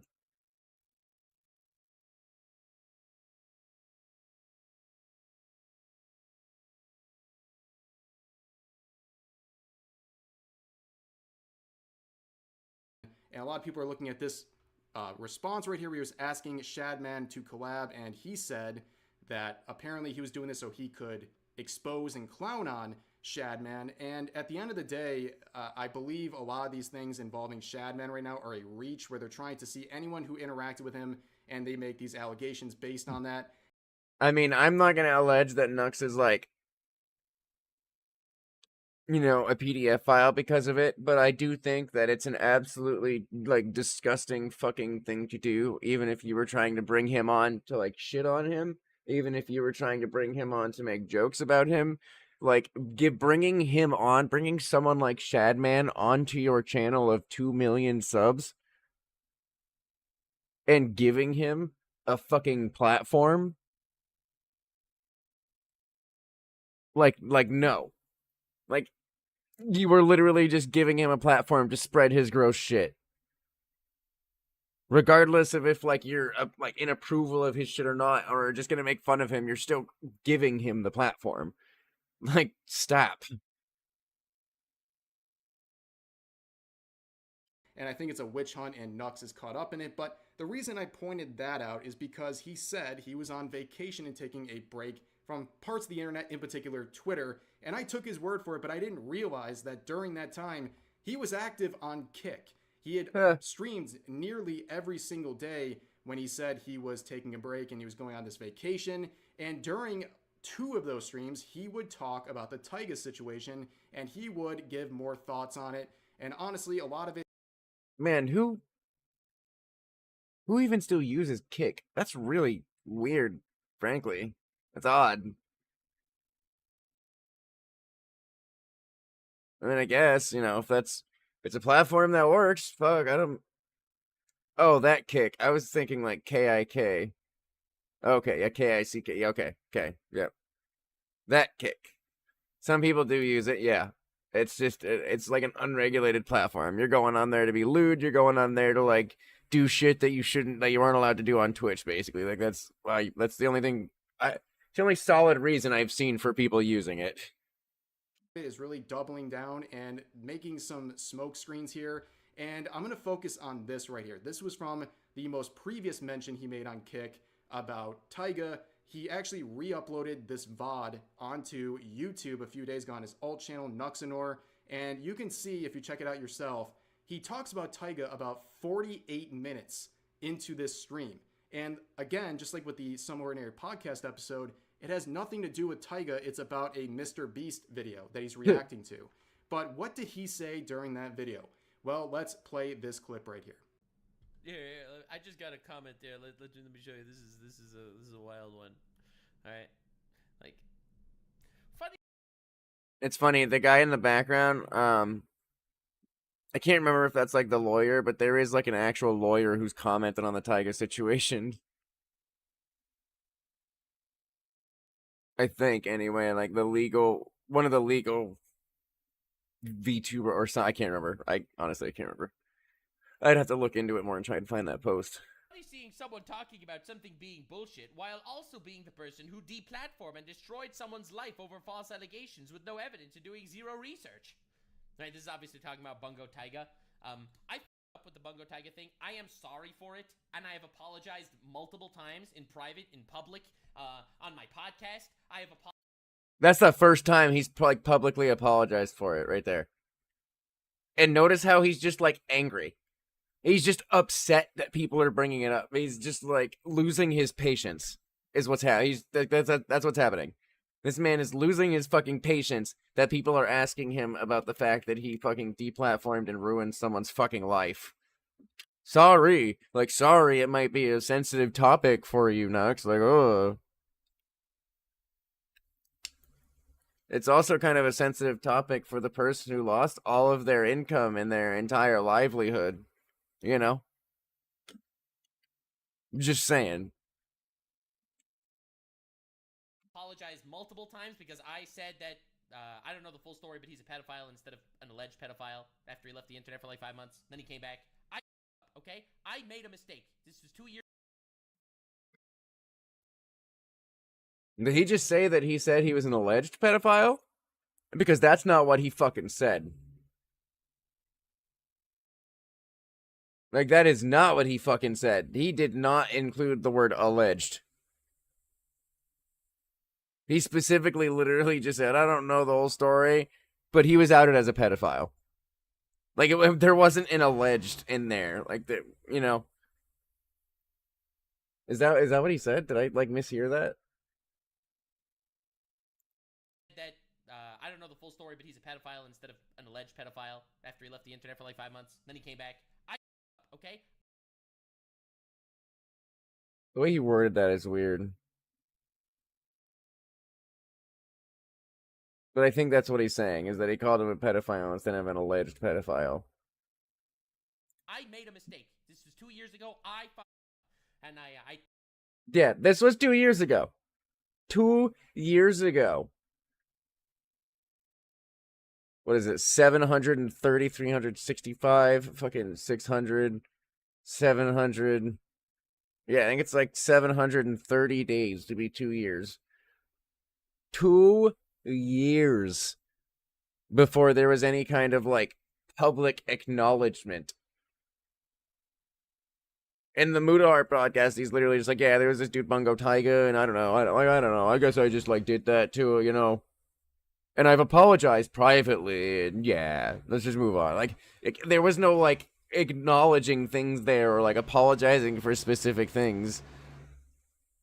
In 2 years, this is the first time this man has actually, like, spoken about it and accepted responsibility and actually apologized.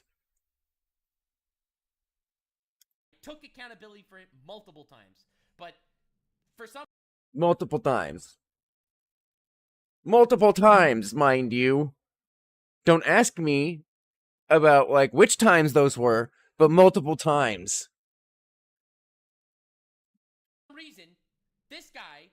I know I'm going after one commenter, but I've gotten, like, thousands of comments about this. Like, you think I deplatformed him? People are blaming me for deplatforming him? He got banned for sexual content. But you're blaming me for deplatforming him? Destroyed his life? You think... People are blaming you. I mean, that one is kind of blaming him for deplatforming him, but people are blaming Nux for being the reason that, like, he's still deplatformed. That, like, because of all the shit Nux did and all the allegations he made, getting the platforms back has been nigh impossible. There's been no help from bigger creators who actually are experienced in this kind of thing, who could actually make something happen with this situation. You know? Because of these allegations. Like, Nux isn't specifically, directly responsible for it, though. I mean, calling someone a pedophile, you are sending some of your audience to fucking harass them and call them a pedo. Like, that's baseline just how it fucking works. So, it was contributed to definitely in that way. But he isn't he isn't solely responsible for Taiga being taken off the platforms, but he is in very large part responsible for making it much fucking harder to get back onto the platforms. Or at least get the accounts back. I destroyed his life when the video where I talk about apologizing for it has more views than the video where I originally mentioned it, like, as a throwaway sentence over false allegations. I didn't make any allegations. I mean, it's funny in the podcast, it's also kind of a throwaway sentence, right? You know? Like, it's not like he sat down and talked about it for a number of minutes. He literally spent, like, the same amount of time on it in both videos because he didn't want to focus on it. Like, he's so defensive. He's so defensive, even though this is the first time he's actually been willing to fucking talk about it. It's weird to me. It's weird to me that he, like, does he think he's done this before? Is it, like, up in his head that he's convinced himself that he's apologized enough to the point where now he, like, has deluded himself into thinking he actually has taken responsibility for this before, because like this is the first time he's come out and publicly addressed it, basically, other than like those small fucking offhanded comments. Said what someone else said, and I was wrong to do that. You can never trust YouTube commenters. So to clarify, in his first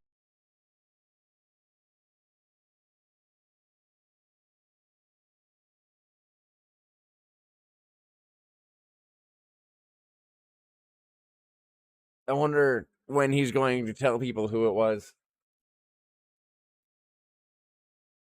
He's just gonna keep fucking hiding behind the whole, yeah, my friend said it. I had it like a trusted friend, and they told me it. So then I said it. Like fucking who? Yeah, he's already getting fucking cooked. He can be nervous about getting cooked, but he's like already getting fucking cooked about this. That's why he's angry. I assume. I just don't know why he's defensive about this. He could have just like straight up, if he'd just like actually calmly just address it and accept responsibility for like the things he's actually responsible for, not like the deplatforming, but at least making it much harder to be replatformed. And potentially easier to be deplatformed, since, you know, if anyone looked into it, they might be like, oh, yep, okay, this person's might be a PDF file, let's just get rid of him. First stream where he talked about Taiga recently, he spent about 15 minutes talking about it, but that clip right there from the next stream is a better summation of what he was generally saying. And I want to start by noticing the way he is trying to reframe the issue. He is trying to use this one comment with 0 likes and say that all the people who are mad at him right now are claiming that he is personally responsible for deplatforming Taiga. Yeah, like people, that's not what people are upset about. At all. Which is a big reach and something people like me don't agree with. Yep. You're not the sole reason he was deplatformed. You didn't tell people to go report him. You didn't do any of that. The reason people have an issue with you has to do with accountability on this situation involving Taiga. You have not taken proper accountability. The issue here is that you contributed to the hostility being directed towards Taiga. You try to claim that you didn't in any way harm Taiga's life. You are not solely responsible for ruining Taiga's life. That's an exaggeration. But I think you did harm Taiga. And I think you contributed this by calling him a predator on a video that, before you even made the pinned comment, already had hundreds of thousands of views. Yeah. Absolutely contributed to it, yeah.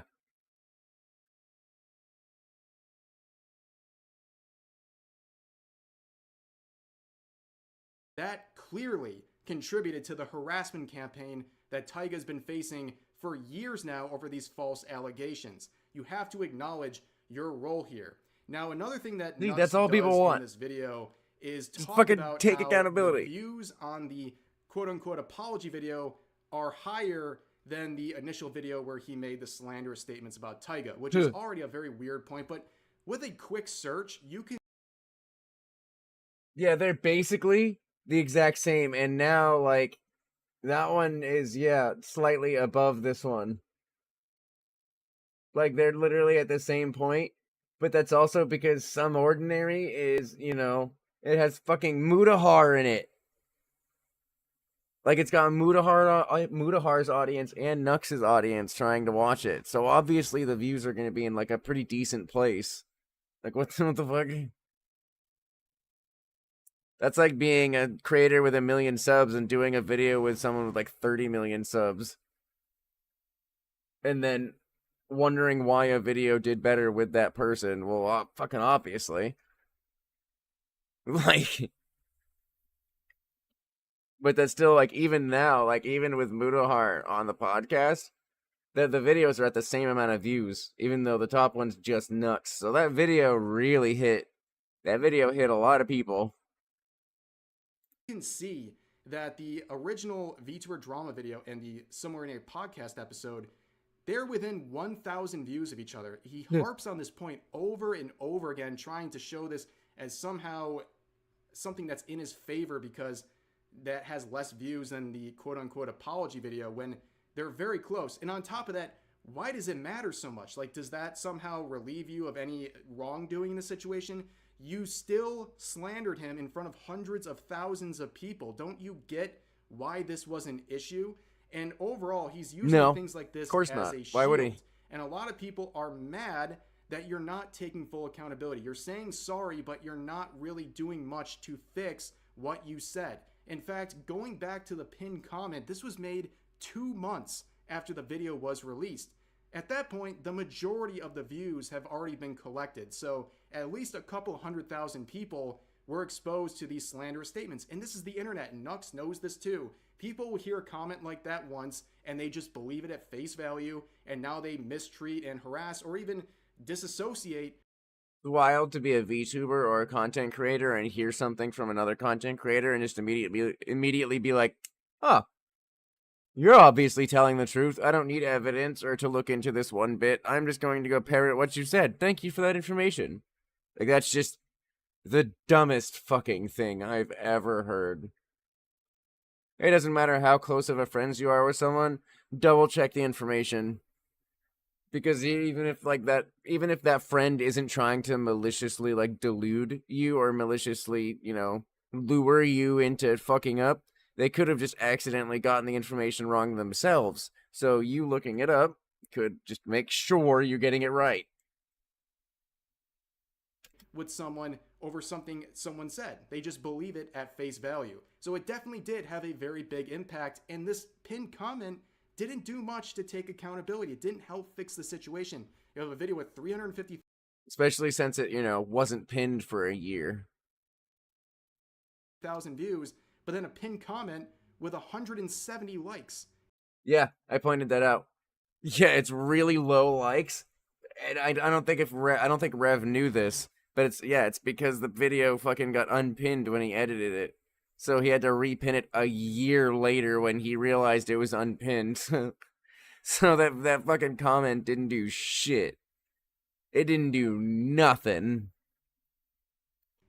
That pinned comment was made 2 years ago, and it's amassed 170 likes. And I've also heard, as you can see right here, the pinned comment is edited.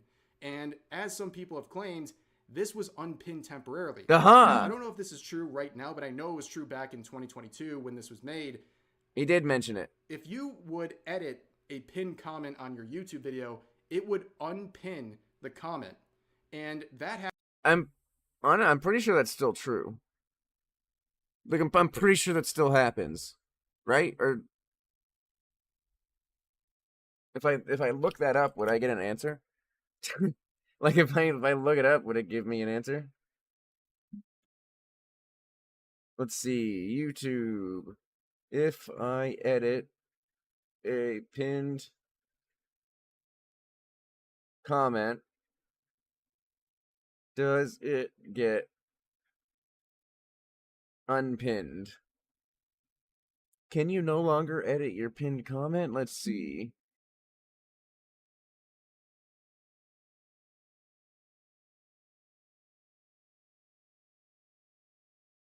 I'm not sure.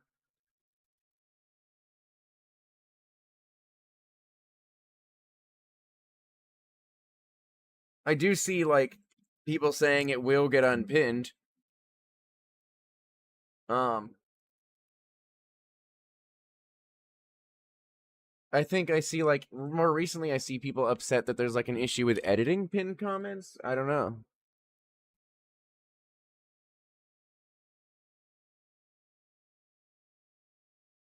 happened to me. Like, I didn't even know that was a thing. It happened to me a couple times before I realized what was happening. And Taiga claims that this comment, after he edited it, was unpinned for quite some time, which of course would kind of make sense because there's so few likes on this video. And I mentioned that not to accuse Nux of anything. I'm not saying he... Yeah, I mean, that's not necessarily his fucking fault. Well, I mean, it kind of is his fault, but he didn't maliciously do it. But at the same time, you can't walk around and, like, hold it over people's head that you're like, yeah, I publicly addressed this, I apologize, like, I've already dealt with this, why the fuck are people bringing it up? When, like, the level of addressing it is this, like, a pinned comment that was unpinned for a year, and, like, an offhand 1 minute little comment on fucking Mudahar's podcast. or well, on the Some Ordinary podcast. Maliciously did that. It might have been an honest mistake, and it probably was. But it just shows that the signal boost of this initial attempt here was pretty weak. I mean, really, Yeah. who's seen this? Not many people over the course of 2 years. Nope. And on top of that, he really harkens on the fact that he made an apology already. This was 6 months ago on the Some Ordinary podcast. Again, it's not an official standalone apology. It is something buried 20 minutes into a video. Yeah, like he never just makes a video apologizing. He never just makes a fucking video and is just like, oh yeah, I fucked up. That's my bad. Sorry. All right, video's done. Like, that's all the video is about, is just me apologizing. I want to make sure everyone sees it. Nope, it's got to be 20 minutes deep into a video, or 18 minutes deep into the other podcast, or it's always got to just be in the middle of something else. He can't, like, only address that. Why? I don't know. Maybe he doesn't want to get fucking excommunicated, because if he starts defending Taiga, maybe people will think he's a pedo. I don't know. It's no one's problem but his own, though, at this point. He put himself in that position. Like, it's not our fucking problem that he might be seen like that. That's about totally different topics. And on top of that, this recent one was uploaded on Kick, arguably his smallest platform. And these were points that were raised by Taiga himself. And you can see there's a fan page here, and he would react in much more depth than what I am today. A very close reaction to everything that Nux said. Yeah, that video called Nuxtaku Can't Stop Lying, that's an hour-long stream of him, like, watching the Nux videos and the responses, and him going over, like, which parts of the stream, like, are just blatant lies. Like, which part he's just straight up lying about, which parts he's wrong about, things like that. It is a very good video to watch. This person, the functional, underscore Taigaholic, this person is a clipping channel that clips Taiga, and has been trying to, like, help with the situation, you know, because Taiga's channel got removed, so this person is like, alright, I'm gonna clip your stuff and put it on there. Then at least you'll be back on the platform and have your stuff be in the YouTube algorithm type thing. So, I mean, thankfully this person has been around, and they seemingly have been quite helpful to Taiga. The clips have been very helpful in getting context. I mean, one or two of the clips today we've watched was from this channel, because he's taking the Twitch streams and either clipping them or just moving the entire stream to YouTube so that people can watch. During his Kick streams, and I'll put a link to this in the description, but I want to let Taiga speak on another point that Nux keeps raising, and it's the fact that he believes that his private apology should be enough. He thinks he's already done so much. He did his public apology, and then he did a private apology to Taiga, and that somehow... Please, in a situation where you fuck up this bad, there needs to be a public apology. Like, you've got to publicly be, like, humiliated, or at least publicly accept the shame of fucking up this badly. Is the end of it. Well, again, just like anything else, it doesn't really feel satisfactory when you're dealing with a public accusation and largely a private apology in response. Apparently Bungo Taiga on his streams for like the last year has been saying that I never apologized for wronging him, and You guys have watched my past streams, right? So that's lie number one. I don't know, this guy Bungo Taiga, and I apologized to him privately that... Let me be clear. Let me check exactly what he said. So, yeah, he said, hey, man, I saw some clips of your stream floating around. You asked me to reach out, so here I am. To be frank, I saw a lot of leaked DMs and stuff months ago about you, so I'm hesitant to give you the benefit of the doubt. But that said, I don't want to spread misinformation about you either, despite my disclaimers. I apologize if that's what I ended up doing. I apologize if that's what I ended up doing. And then I said, you know, you saw some leaked DMs of me grooming someone? Because, like, where's that?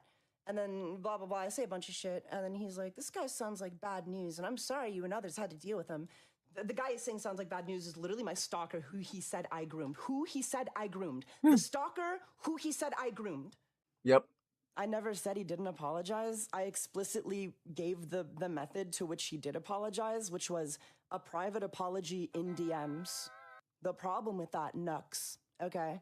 The problem with that is that you slandered me to over 200, well, I think the video has over 350,000 views now. 350,000 people plus Moist Critical, right? So that's lie number one. Obviously, I never said you didn't apologize. I don't know, like, where are you getting this from? Every single video, I literally outline the method on which you apologize.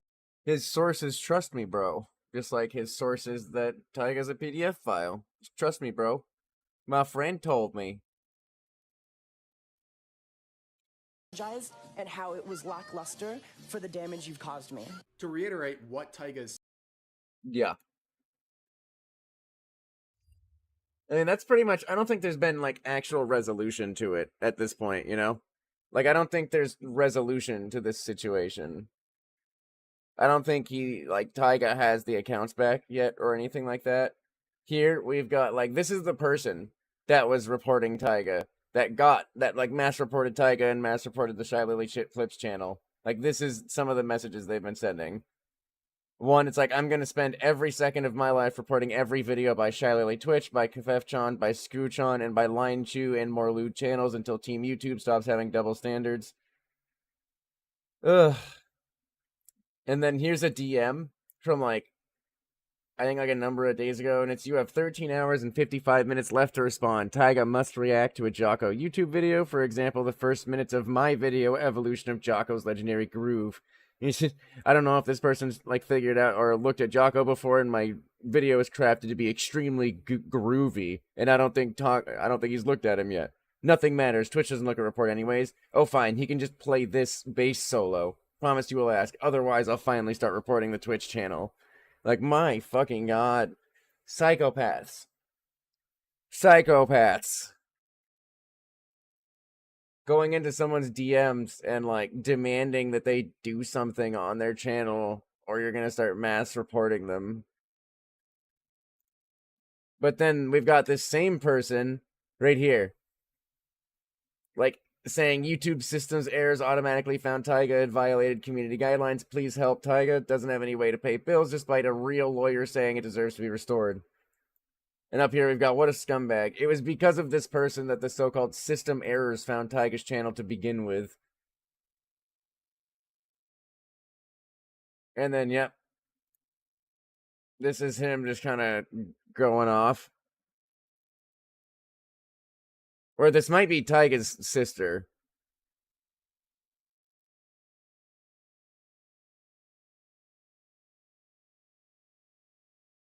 I don't know about the Marina stuff. I think that that's something I should look into. To try and see how, like, deep it could connect into this situation.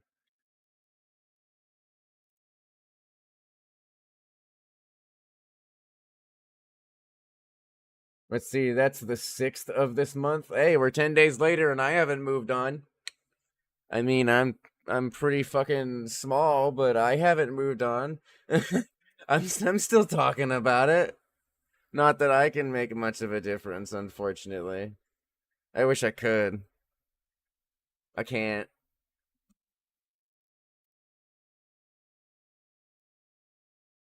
And then in this last one we have Alara.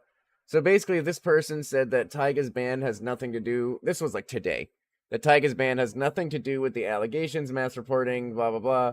That Taiga most likely was banned for circumventing the strikes. Like, he went on to his second channel to post there when his first channel got restricted and wasn't allowed to post, and that is technically like trying to circumvent being punished. And while that could, man, my DMs just keep popping up. I love that. While that could be a thing, you know, while one of those options could absolutely, you know, one of the times he was banned on YouTube, that could be the reason. But that doesn't explain, what about TikTok? What about Twitter? Because those were all, I think, around the same time-ish. So, or at least Twitter and YouTube was. So what? Was he circumventing strikes on Twitter too? Oh, wait, they don't have that kind of system. That's strange. You know, like, that it just kind of like immediately, that like argument kind of immediately falls apart. So while on YouTube that could have been part of the reason, I don't think any of this would have happened without the mass reports. If the mass reports weren't happening, I think none of this would have happened. None. And then down here, Alara basically said, like, after taking a look at this for myself, we need to re-examine exactly what happened with Taiga. Hex is onto something. No, he's not. I honestly just kind of hate to disagree on that one. Maybe one of the two fucking bans, or maybe even both of the YouTube fans are gonna say, well, one of them actually said it was for sexual content. It would have said for, like, ban evasion if it was that. But even if one of them was for that, the other platforms are still removed for not that same reason. So he's not really on to something. And he didn't create a channel. As far as people have said, well, it apparently is kind of up in the air when the channel was created, but as far as people have said, this channel existed beforehand. This channel already existed on YouTube. It was his second channel. So he hopped onto it and just made a post, possibly just not knowing that was against the rules. Like, first account got restricted, and they were just like, well, fuck, I guess I'll go to my second account to let people know that that's what happened, and maybe he got in trouble for that. It's possible. But that still doesn't talk about the other platforms. This person said, it's fake info because it is 100% proven that fake reports do cause bans, and one of those fake reports, Stalker in particular, Abuser, did in fact admit to have reported Taiga, Shy Lily, and many other VTubers. If he knew about your existence, you'd be on his report radar too, Alara. Probably. Do you have proof for that? Because I have information from YouTube reps that say otherwise. More than...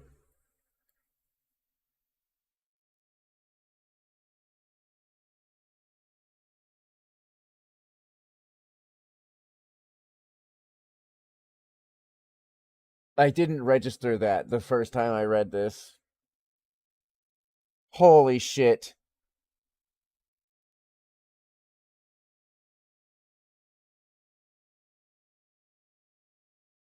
I did not realize at the start of this that Alara, like, in, like, the start said, do you have proof? Because people at YouTube told me that YouTube doesn't do this really fucked up thing. So, I'm gonna need proof. No fucking shit, dude. Like, obviously. That's like accusing the government of murdering someone and then being like, actually, the government told me they didn't kill that person. So, unless you have proof, it's like, well, of course the fucking government is gonna tell you they didn't. What do you mean? Like, obviously YouTube is gonna tell you that that's not how it works, because that's a fucked up system, and it can do fucked up things to people who don't deserve fucked up things. Why would they admit that? Why would a YouTube rep who would probably lose their fucking job at YouTube for admitting something like that to Ilara, a fucking journalist VTuber meant to spread information? Like, they're... Whoa. I'm flabbergasted.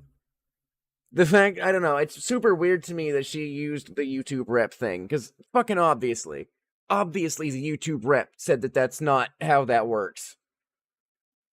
And then we've got this, covered by these. So we've got, like, him admitting that he was reporting stuff. There's info about the two VTubers attacking him in this video. I'm not going to go through all this stuff. Other people can if you want. This is an Alara post, you know? Like today. So if you go to Alara's account, you can absolutely find this, like, in her talking about it. Show replies. And then she said, thank you, I am actually aware of these ones and covered them in the past. I am directing to when you said a fake info because it was 100% proven that fake reports do cause bans. Did you have a policy or something that shows that, or where was this proven? I mean, I kind of thought it was common information at this point. I think it's very strange that they're using, like, a YouTube rep as such, like, a strong defense. Which, I mean, whatever.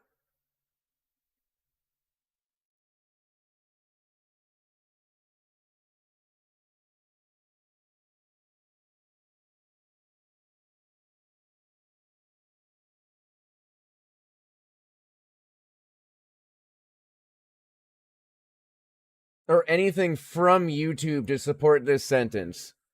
So, That's so, like, what, people can provide a bunch of, like, evidence and point out how these things could absolutely have led to this, but until YouTube just straight up tells Alara, yeah, we're doing this really fucked up thing, and, like, we know we're gonna receive an absolute shit ton of backlash for telling you that we do this really fucked up thing, but, yeah.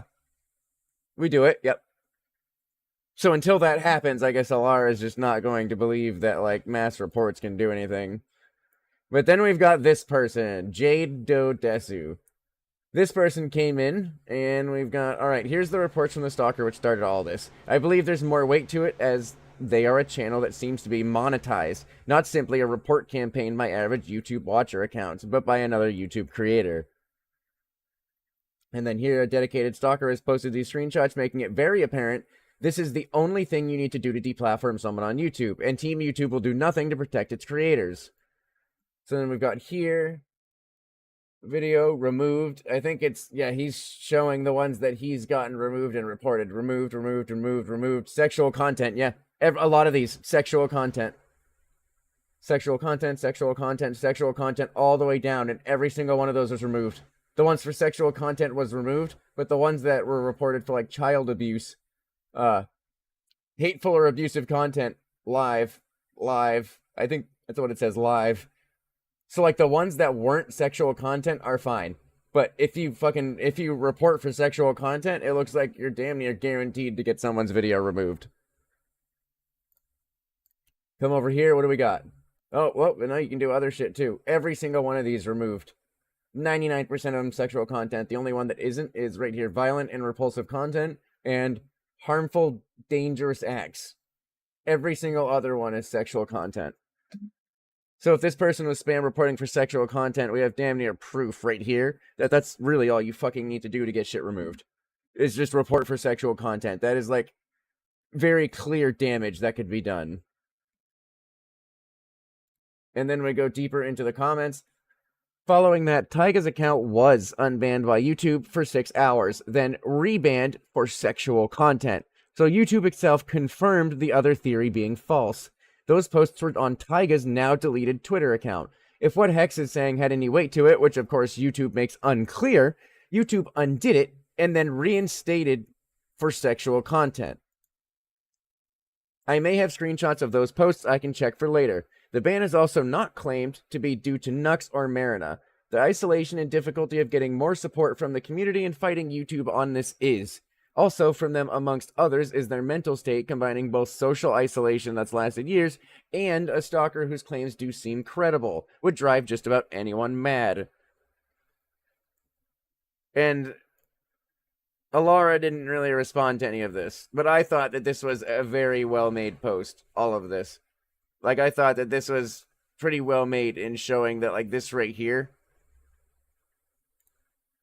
that's all you really need to do. Report for sexual content. It's the guy who took down the Tigerverse account striking again, yeah. Like, he's doing this to just multiple channels. Report for sexual content and get him taken down. It genuinely seems to be working, and I don't know. It is flabbergasting to me. I have a lot of respect for Alara. I think she is a very good journalist and can usually be pretty decent at getting the truth from people and staying unbiased during conversations, though I think sometimes she doesn't really, like, push hard enough. Like, if someone comes on and is, like, accused of something really fucked up, that, like, Alara won't, like, just be, like, straight up, well, you're accused of this, so, I mean, a lot of these things kind of are leading towards you actually did this. Like, did you? Because these are, like, it's kind of, it's more of, like, she wants to be nice to people to keep them on the show and not, like, run them off. But that ends up just looking like going easy on them at times, which is fair, you know.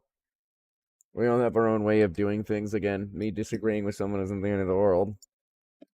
But I do very much dislike, respect her as a creator, but I do really fucking dislike this sentence right here. I really don't like that fucking sentence, man. That's like reporting Blizzard and then, like, fucking the CEO or, like, someone coming out and being like, no, There wasn't any sexual harassment happening at Blizzard. What do you mean? The Blizzard rep told me that there's no sexual harassment happening at Blizzard. Obviously, there's no sexual... Like,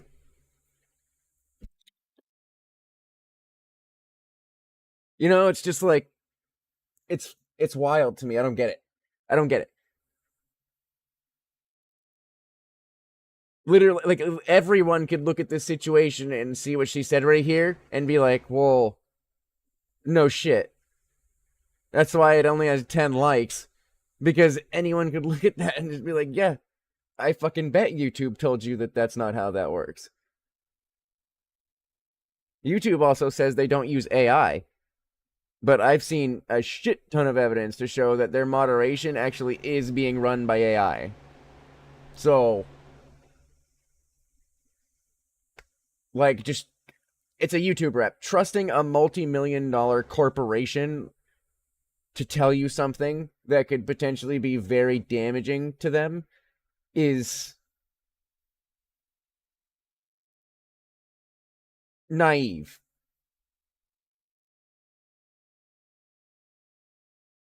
I feel like that's the nicest way I can put it. It feels naive. It really does. You know, like... And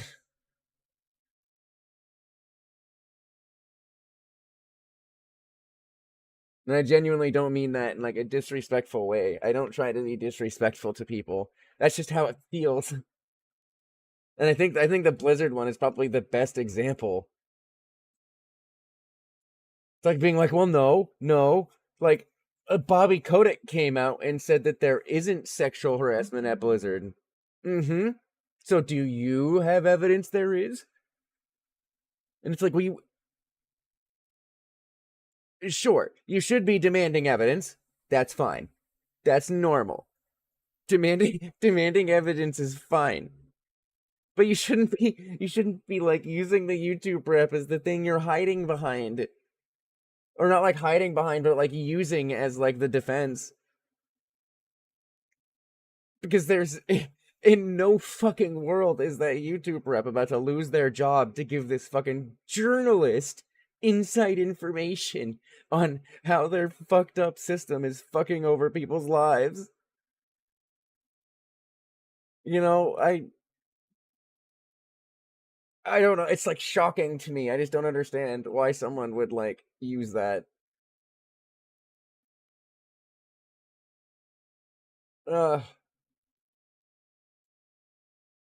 Like, no, Bobby Kotick said that people weren't sneaking into the women's bathroom and doing some really sketchy shit.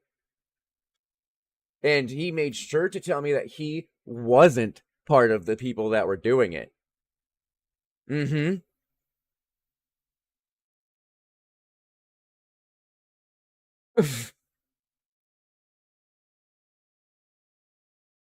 99%. It's basically the company too. Anytime you accuse someone of a crime, they're gonna immediately be like, "Yep, that's me. I committed the crime." Hey, you did this really fucked up thing that's been fucking over people's lives. Yep. That's me, journalism lady with 100,000 followers. I did the very fucked up thing that fucked over people's lives. I am giving you this information for no reason, like Nor Corporation would. Now please go report it to all of your followers so that everyone can get mad at YouTube and I can lose my job. Thank you.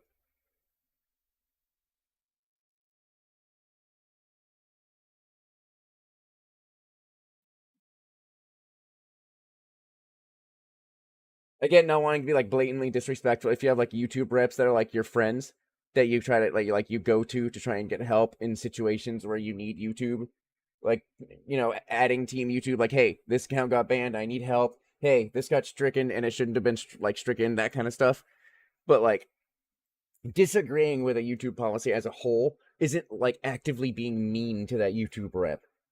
It is potentially saying that they may not have been fully just, you know, truthful as they should have been. Well, not even as they should have been. There's probably rules. I mean, I wouldn't be surprised if there is genuinely rules that says that they can't talk about that system. Or they can't talk about anything that's like super inflammatory to creators, things like that. So while it might not have been truthful, like it doesn't necessarily mean YouTube was being malicious. It's just a corporation. It's a corporation that is trying to protect itself, and it will always do that. It's a multi-million, billion-dollar corporation. It will always take the path of self-preservation and self-defense over helping the consumers and people on its platform. Always. Never, ever trust a corporation to do the right thing. Ever.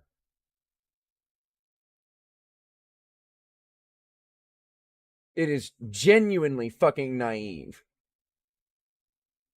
I'm not saying that as like toward a law, I'm just saying it in general. It is naive to trust a corporation. To trust that they aren't going to fuck you over. To trust that the thing that they just said that makes them look great, that's totally the truth. Like, just don't trust them. They aren't on your side. And they never will be. Even if you're a creator at 100,000 fucking subs. Man, like, even... Do you know how many people that have been in, like, the millions that have just been straight yeeted off fucking YouTube? There is a bunch of creators that size. Losing one or two isn't much to them.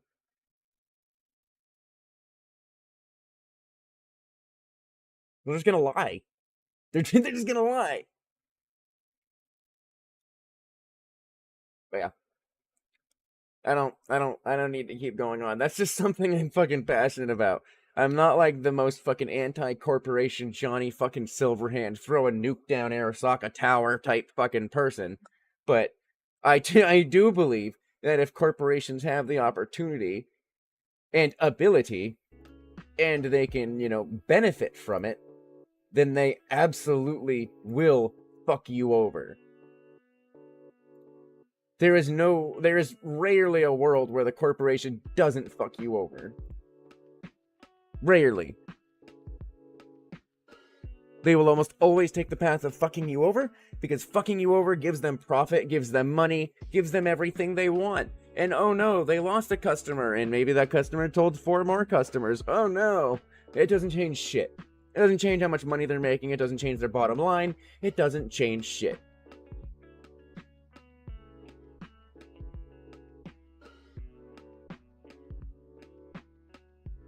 And right now, YouTube is one of the biggest corporations in the world. Literally.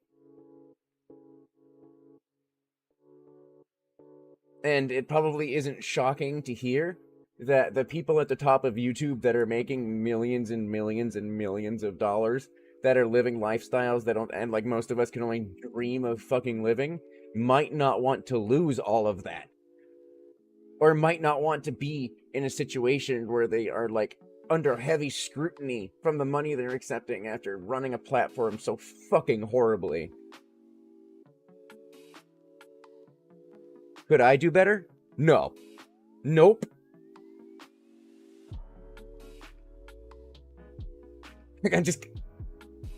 That's towards the people who are always just like, well, if you think you could do better, why don't you? I don't. I absolutely do not think I could do better. But just because I don't think I can do better, and just because I don't know how to do that specific job, doesn't mean I'm, like, not allowed to criticize. Like, I'm allowed to criticize someone and not be able to do that shit. Like, who the fuck cares? If I see a fucking rocket engineer, or a fucking, God, Jesus. I can't, like rocket physics or something, and I see him glue a rocket thruster on and don't like screw it in or anything, there's a chance that I could maybe, not as an aerospace or rocket engineer, say, hey, that's weird, that's fucked up, you probably shouldn't be gluing that thruster on there, it might not stay on. And thanks, Gain. Nowadays I've been trying to like cover more like current events or other things happening. The last current events one I did, like the first half of it was drama, and then the other half was I'd actually found like a bunch of different like debut reference sheets or new 2.0 things or just reference sheets in general. And then just showed them off. If you are watching this, I am going to try to almost every week do a Twitter segment. So I might end up opening some kind of Google Doc or some kind of like community inside Twitter or something where people can like submit things. Like one week it's like, hey, my debut is happening at the end of this week or something. Here is my reference sheet for like my character that's going to be in the debut. And I'll check out, your account. I'll check out the design to see if I really like it. And then it could be like one of the things that I just throw up and talk about and just say, hey, I really like this design. This person's debut is going to be happening like Friday or tomorrow or whenever I do the video. Because there is a lot of people that, if they knew certain VTubers like existed or knew that certain ones were about to debut, they would go watch them. Sometimes like that marketing just doesn't hit. Sometimes it just doesn't hit all the people it needs to. I do have a Discord. I have, let's see, I forgot to put the little thing in the Discord or in the Twitch name this time. That has the links to everything, including the Discord invite link.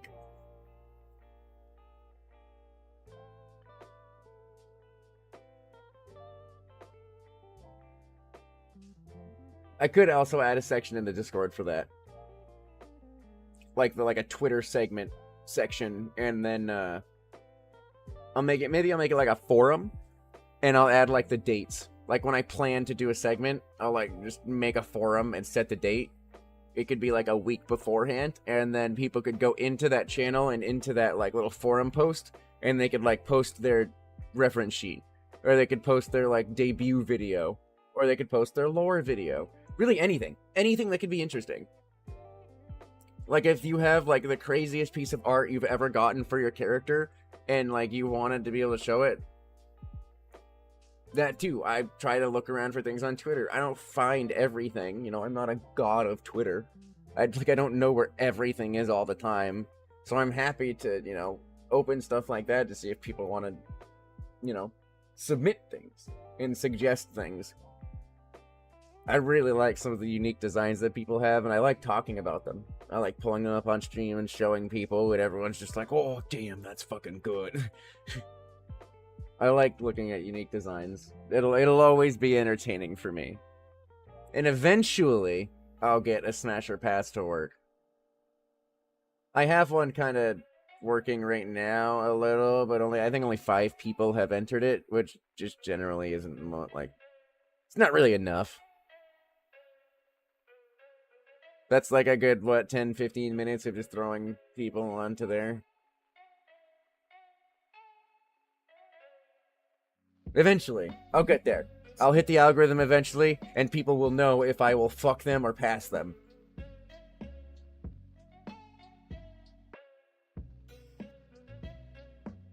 You bet your goddamn britches.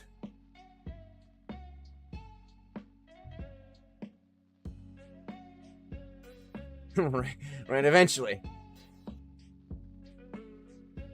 My followers have been going up pretty fast. My goal for Twitter was like 1,000 followers. 1,000 followers by the end of the first year. That's like my big Twitter goal. My Twitch goal would also be the same. 1,000 followers by the end of the first year, which at this rate I'm not gonna make happen. Like, it's been kind of hard to transition people from my Twitter to my Twitch. But also so right now, to you, Kane, here on Twitch, it looks like, oh yeah, I never started streaming on TikTok. Damn, I meant to do that. This was like an important topic too that probably could have helped spread. But so on like Twitch, there's like 2 people watching right now, I think is what it says. TikTok's not running, which there would be quite a few more people going in and out, like, there. There's usually, like, hundreds of people that come in and out on, like, every stream I do on TikTok. And right now, 63 viewers.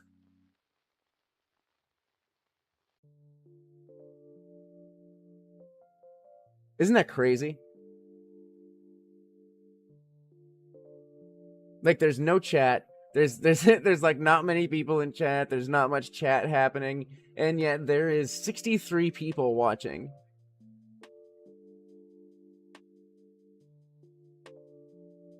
Hi everyone.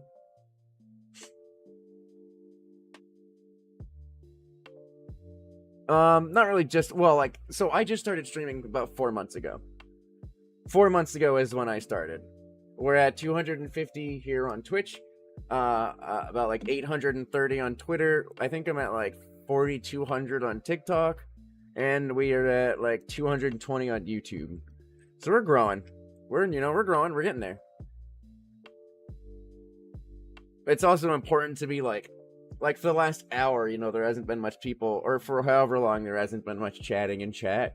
But I've still just been going. Still just been going about the topic that I feel passionate about and feel like discussing. Some people, like, oh, there's no one in chat talking right now? I guess I'll just fucking sit here silently.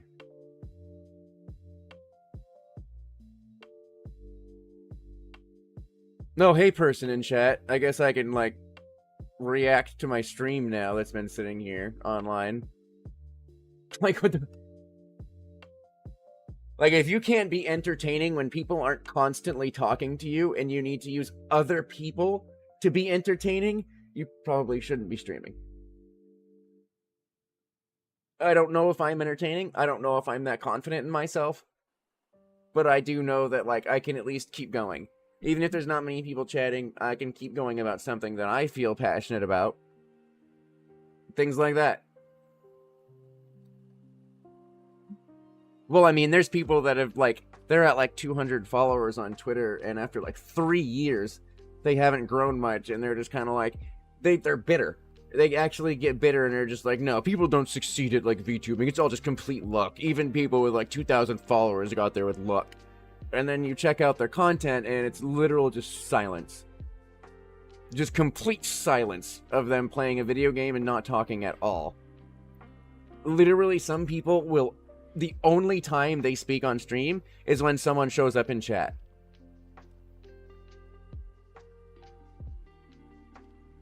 It's wild.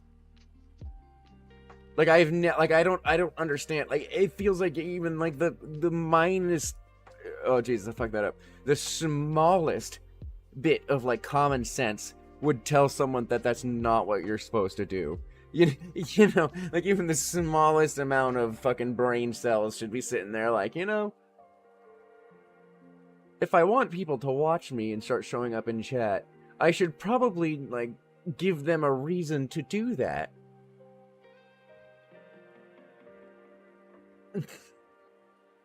That's a good idea.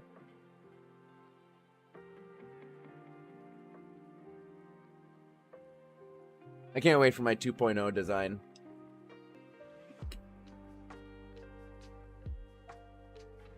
I'm having my 2.0 design like worked on right now, and it's really been coming out just genuinely fucking incredible. Let me try to find like the most recent image I have of my 2.0. And I will bring it up on stream for everyone. I haven't publicly posted this, so the people who are paying attention to the stream right about now are going to be like some of the few people who have seen it.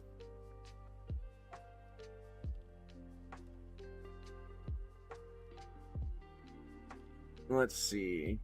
I gotta send it to myself and then pull it up on stream. So I see that you joined on Discord. It's always how I do it. Like, I just send, I send the picture to a different Discord and then just pull it up from there. That always seems to be the most convenient way to do it. There's gonna be more I plan on having little, like, outlines of candy added to the eyes.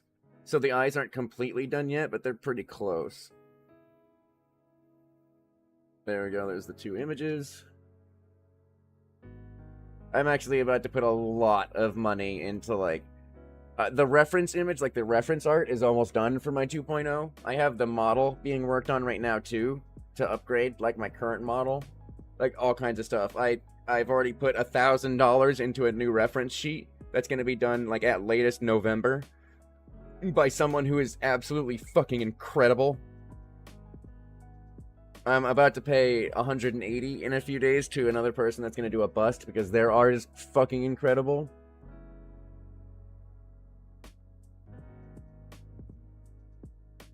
Let's open that. Close, close, close, close. Zoom in a little. It's through Discord and stuff, so obviously the quality isn't amazing. They always fucking kill the quality. Well, actually, maybe I can save it off of... Well, no, it still probably wouldn't look great. Let's see, open link. Alright. We can swap back to the gaming overlay.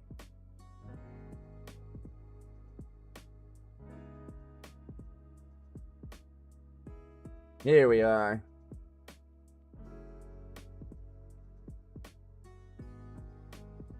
Yes. That is a big ol' fluffy tail made of cotton candy with pieces of candy in it.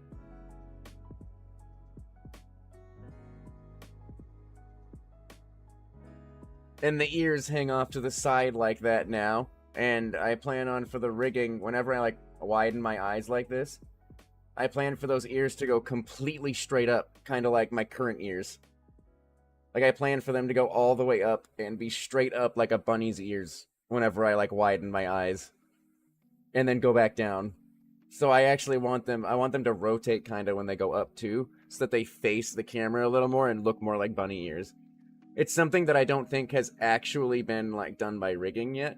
I actually think what I'm trying to do is something that's, like, completely unique and fairly new to rigging. I know that there is people who, like, their cat ears and stuff can go down really far and all that kind of stuff, and they can control them a lot. So there is things that are, like, very similar that have been done. I'm just not sure it's been done with things that are this big of ears and, like, that dramatic of a movement. But it's not quite done. Like, there's the teeth. I wanted the teeth bigger than my current teeth. So, that'll be nice.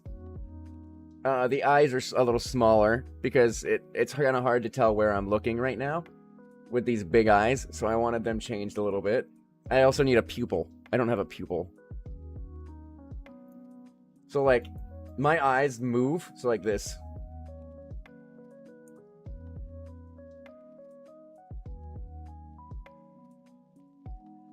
Yes. And, probably. So, like, my new... That outfit that I have right there in my 2.0, there's gonna be, like, a variant of that outfit where all of my gradients turn to a rainbow gradient. And, like... Yeah, they are. Except for, like, the moving hearts. But, like, everything's gonna turn to a rainbow gradient, and all the cotton candy colored on the outfit is gonna turn to a rainbow gradient, and I'm gonna call it, like, my Skittles outfit. So it's gonna have, like, variants. I want to get variants of, like, different candy. I thought that was pretty cool.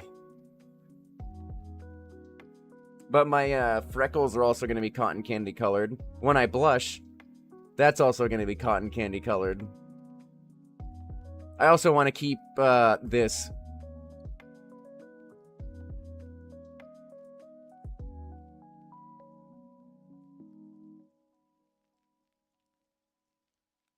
The tongue's gonna be longer.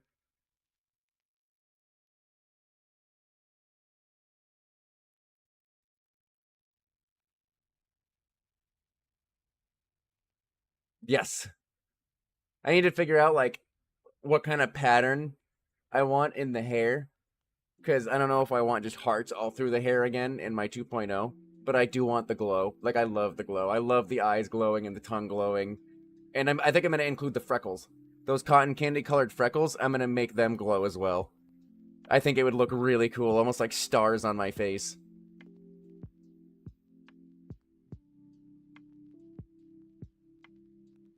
You want my hair, huh? You want my hair?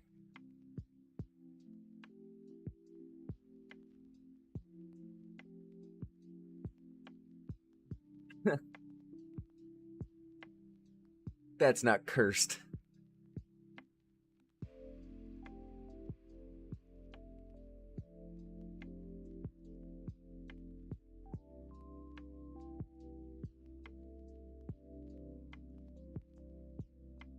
Yes.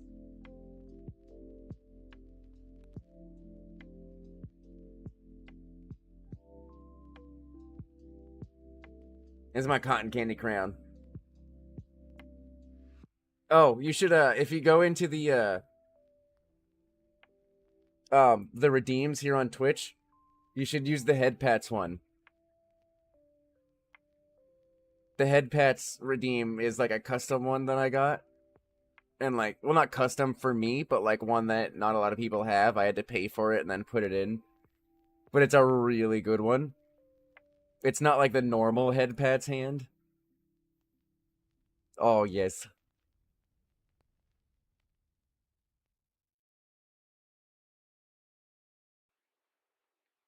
Head pegs.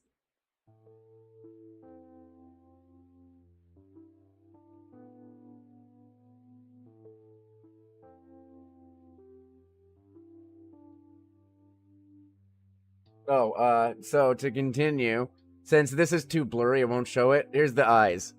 I'm having the eyes changed. So, like, you can see in my current eye, the heart, the other heart is in, like, the bottom big heart. But instead, I'm moving that little heart at the bottom to the middle of the eye and making it solid so that that solid heart in the center functions as a pupil.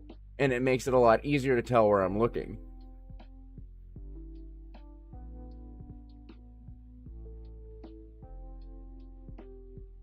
Also, yeah, the white eyebrows. Or the eyelashes. The eyelashes are like, I think like a dark pinkish or something and like white. Or not like white, silver. White was too bright. So we did silver.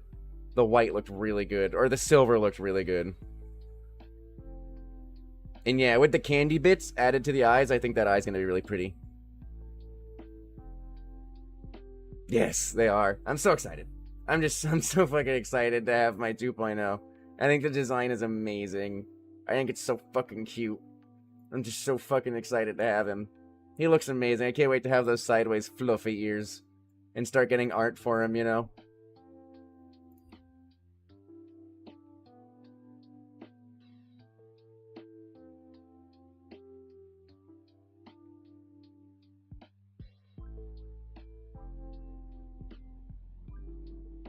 Yes. I do not. I know that, like, my model, like, the model itself, the art should be done by the end of, like, September at the latest. And then I have to get the rigging done, which is probably a month or two more. So I'm guessing, like, November, December is when I'll, you know, debut my 2.0. But between now and then, I'm gonna be posting a lot of stuff. Like, a lot of stuff that talks about it, you know?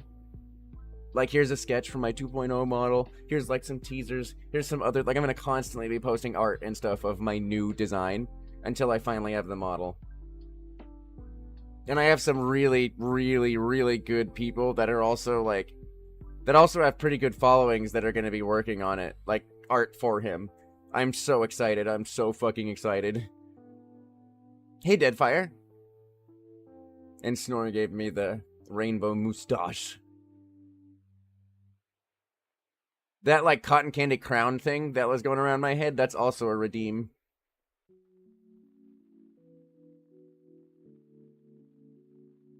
There's a few redeems. I've been trying to get, like, some more redeems here and there and add them in, you know.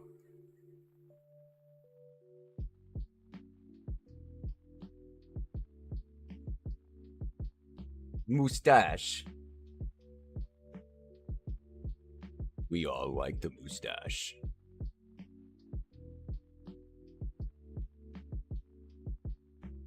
Yes, that's for when I'm getting frisky.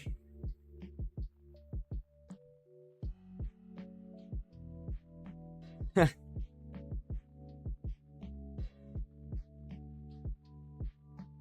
there's still some more I want to add. I did just recently add the like thing for bits, like when someone donates bits. Now there's like a little animated me that pops up with bits falling on his head. I'm very large right now, so those Pokeballs looked pretty small. I zoomed in a lot right now for my face.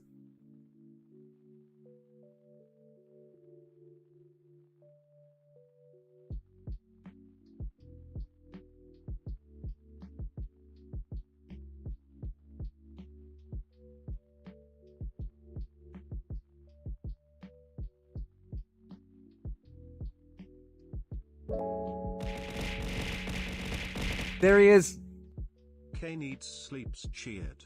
X400. He's so cute. I love him. Thank you for the bits, by the way, Kane. I love him. I just put him in there yesterday. That little, like, gif of me. He's so cute. And yeah, whenever someone donates bits, me and my admin, Kaido worked on a couple of, like, these gems that I found in Blender, and we adjusted the color to be cotton candy colors. So now I get hit with, like, cotton candy colored, like, bits/gems whenever someone donates bits. We also planned on, like, trying to adjust the Pokeballs and get some, like, cotton candy colored, like, pastel colored Pokeballs to throw at me instead of the normal ones. There's effort being put in. I put in effort to my streams. I'm trying anyway. I'm one person. I can only do so much.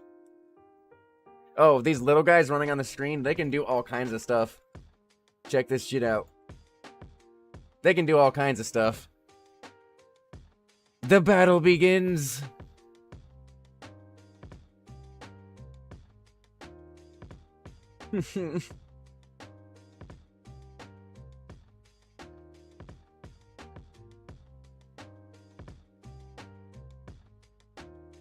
It's war. Then there's little health packs dropping. Yes, I picked up the health pack. Also, I can get, like, custom ones. These little guys at the bottom of the screen, I can actually get custom ones designed, and I plan to get, like, I don't know what I'll make them at all. I'll figure that out. But I actually, one of the people doing my reference sheets is, like, amazing, and they plan on making, like, a pet for me, like a stream mascot type thing. So once they do that, I'll probably have a way better idea on what I want these little guys to be. You know? And then I'll get it commissioned. I'll commission to have new stream avatars, and then bam, everyone at the bottom will be this custom little thing that I had made. And I'm gonna be excited. I was thinking of that. I was actually thinking if it, like, maybe make everyone just a cloud of, like, cotton candy, or just looks like a cloud, and it has bunny ears, and then you can, like, get different colors for the cloud, and, like, make it rain, or make it sunny, or make it, like, blush, or get it different colors of the cloud, different gradients, all of that. Yeah, like, and there would just be a bunch of little, like, cotton candy clouds floating around at the bottom of the screen. Something like that, yeah, there's some cute things we could do. They aren't too expensive to get the stream avatars commissioned, so I'm actually looking forward to that soon.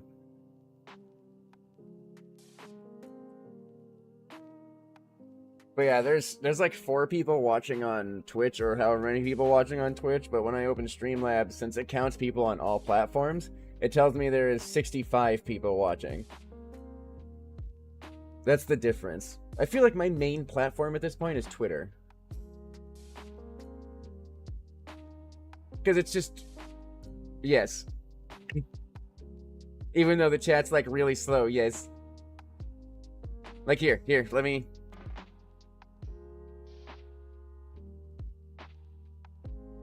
I'll take a screenshot of it right now.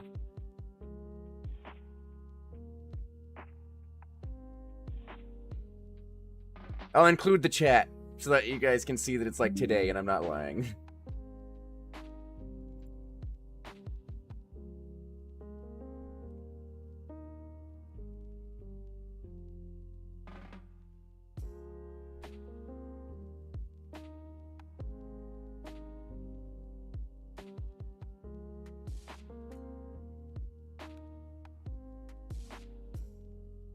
Window capture, new.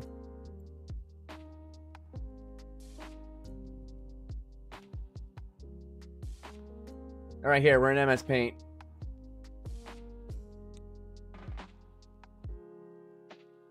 And it's just easy on Twitter. It's just a lot easier on Twitter. But right here, you guys can see. So this is today. Like, obviously, you see at the bottom, it's right here where Deadfire said 65, or Kane said, or like little gumballs. And then we go to the top here, right there. Right there. 65 viewers.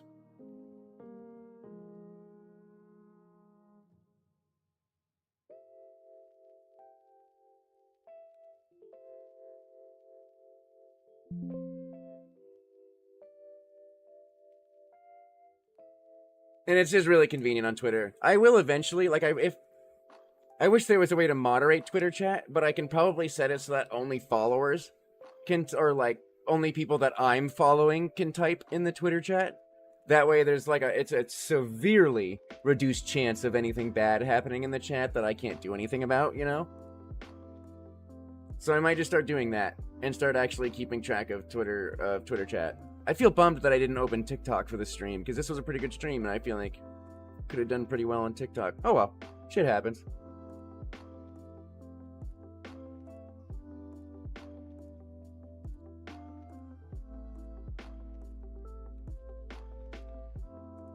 Alright, what time is it? It's almost like 1 a.m. for me. Okay. Might as well get ready to hop off. Might as well send... I don't really usually raid people, but there's a couple people in here. Who can we raid? Who's on you now? I only raid people I'm following. Fuck it, we'll raid Kaiju. We haven't raided him in a while, and he's actually learning how to rig VTuber models.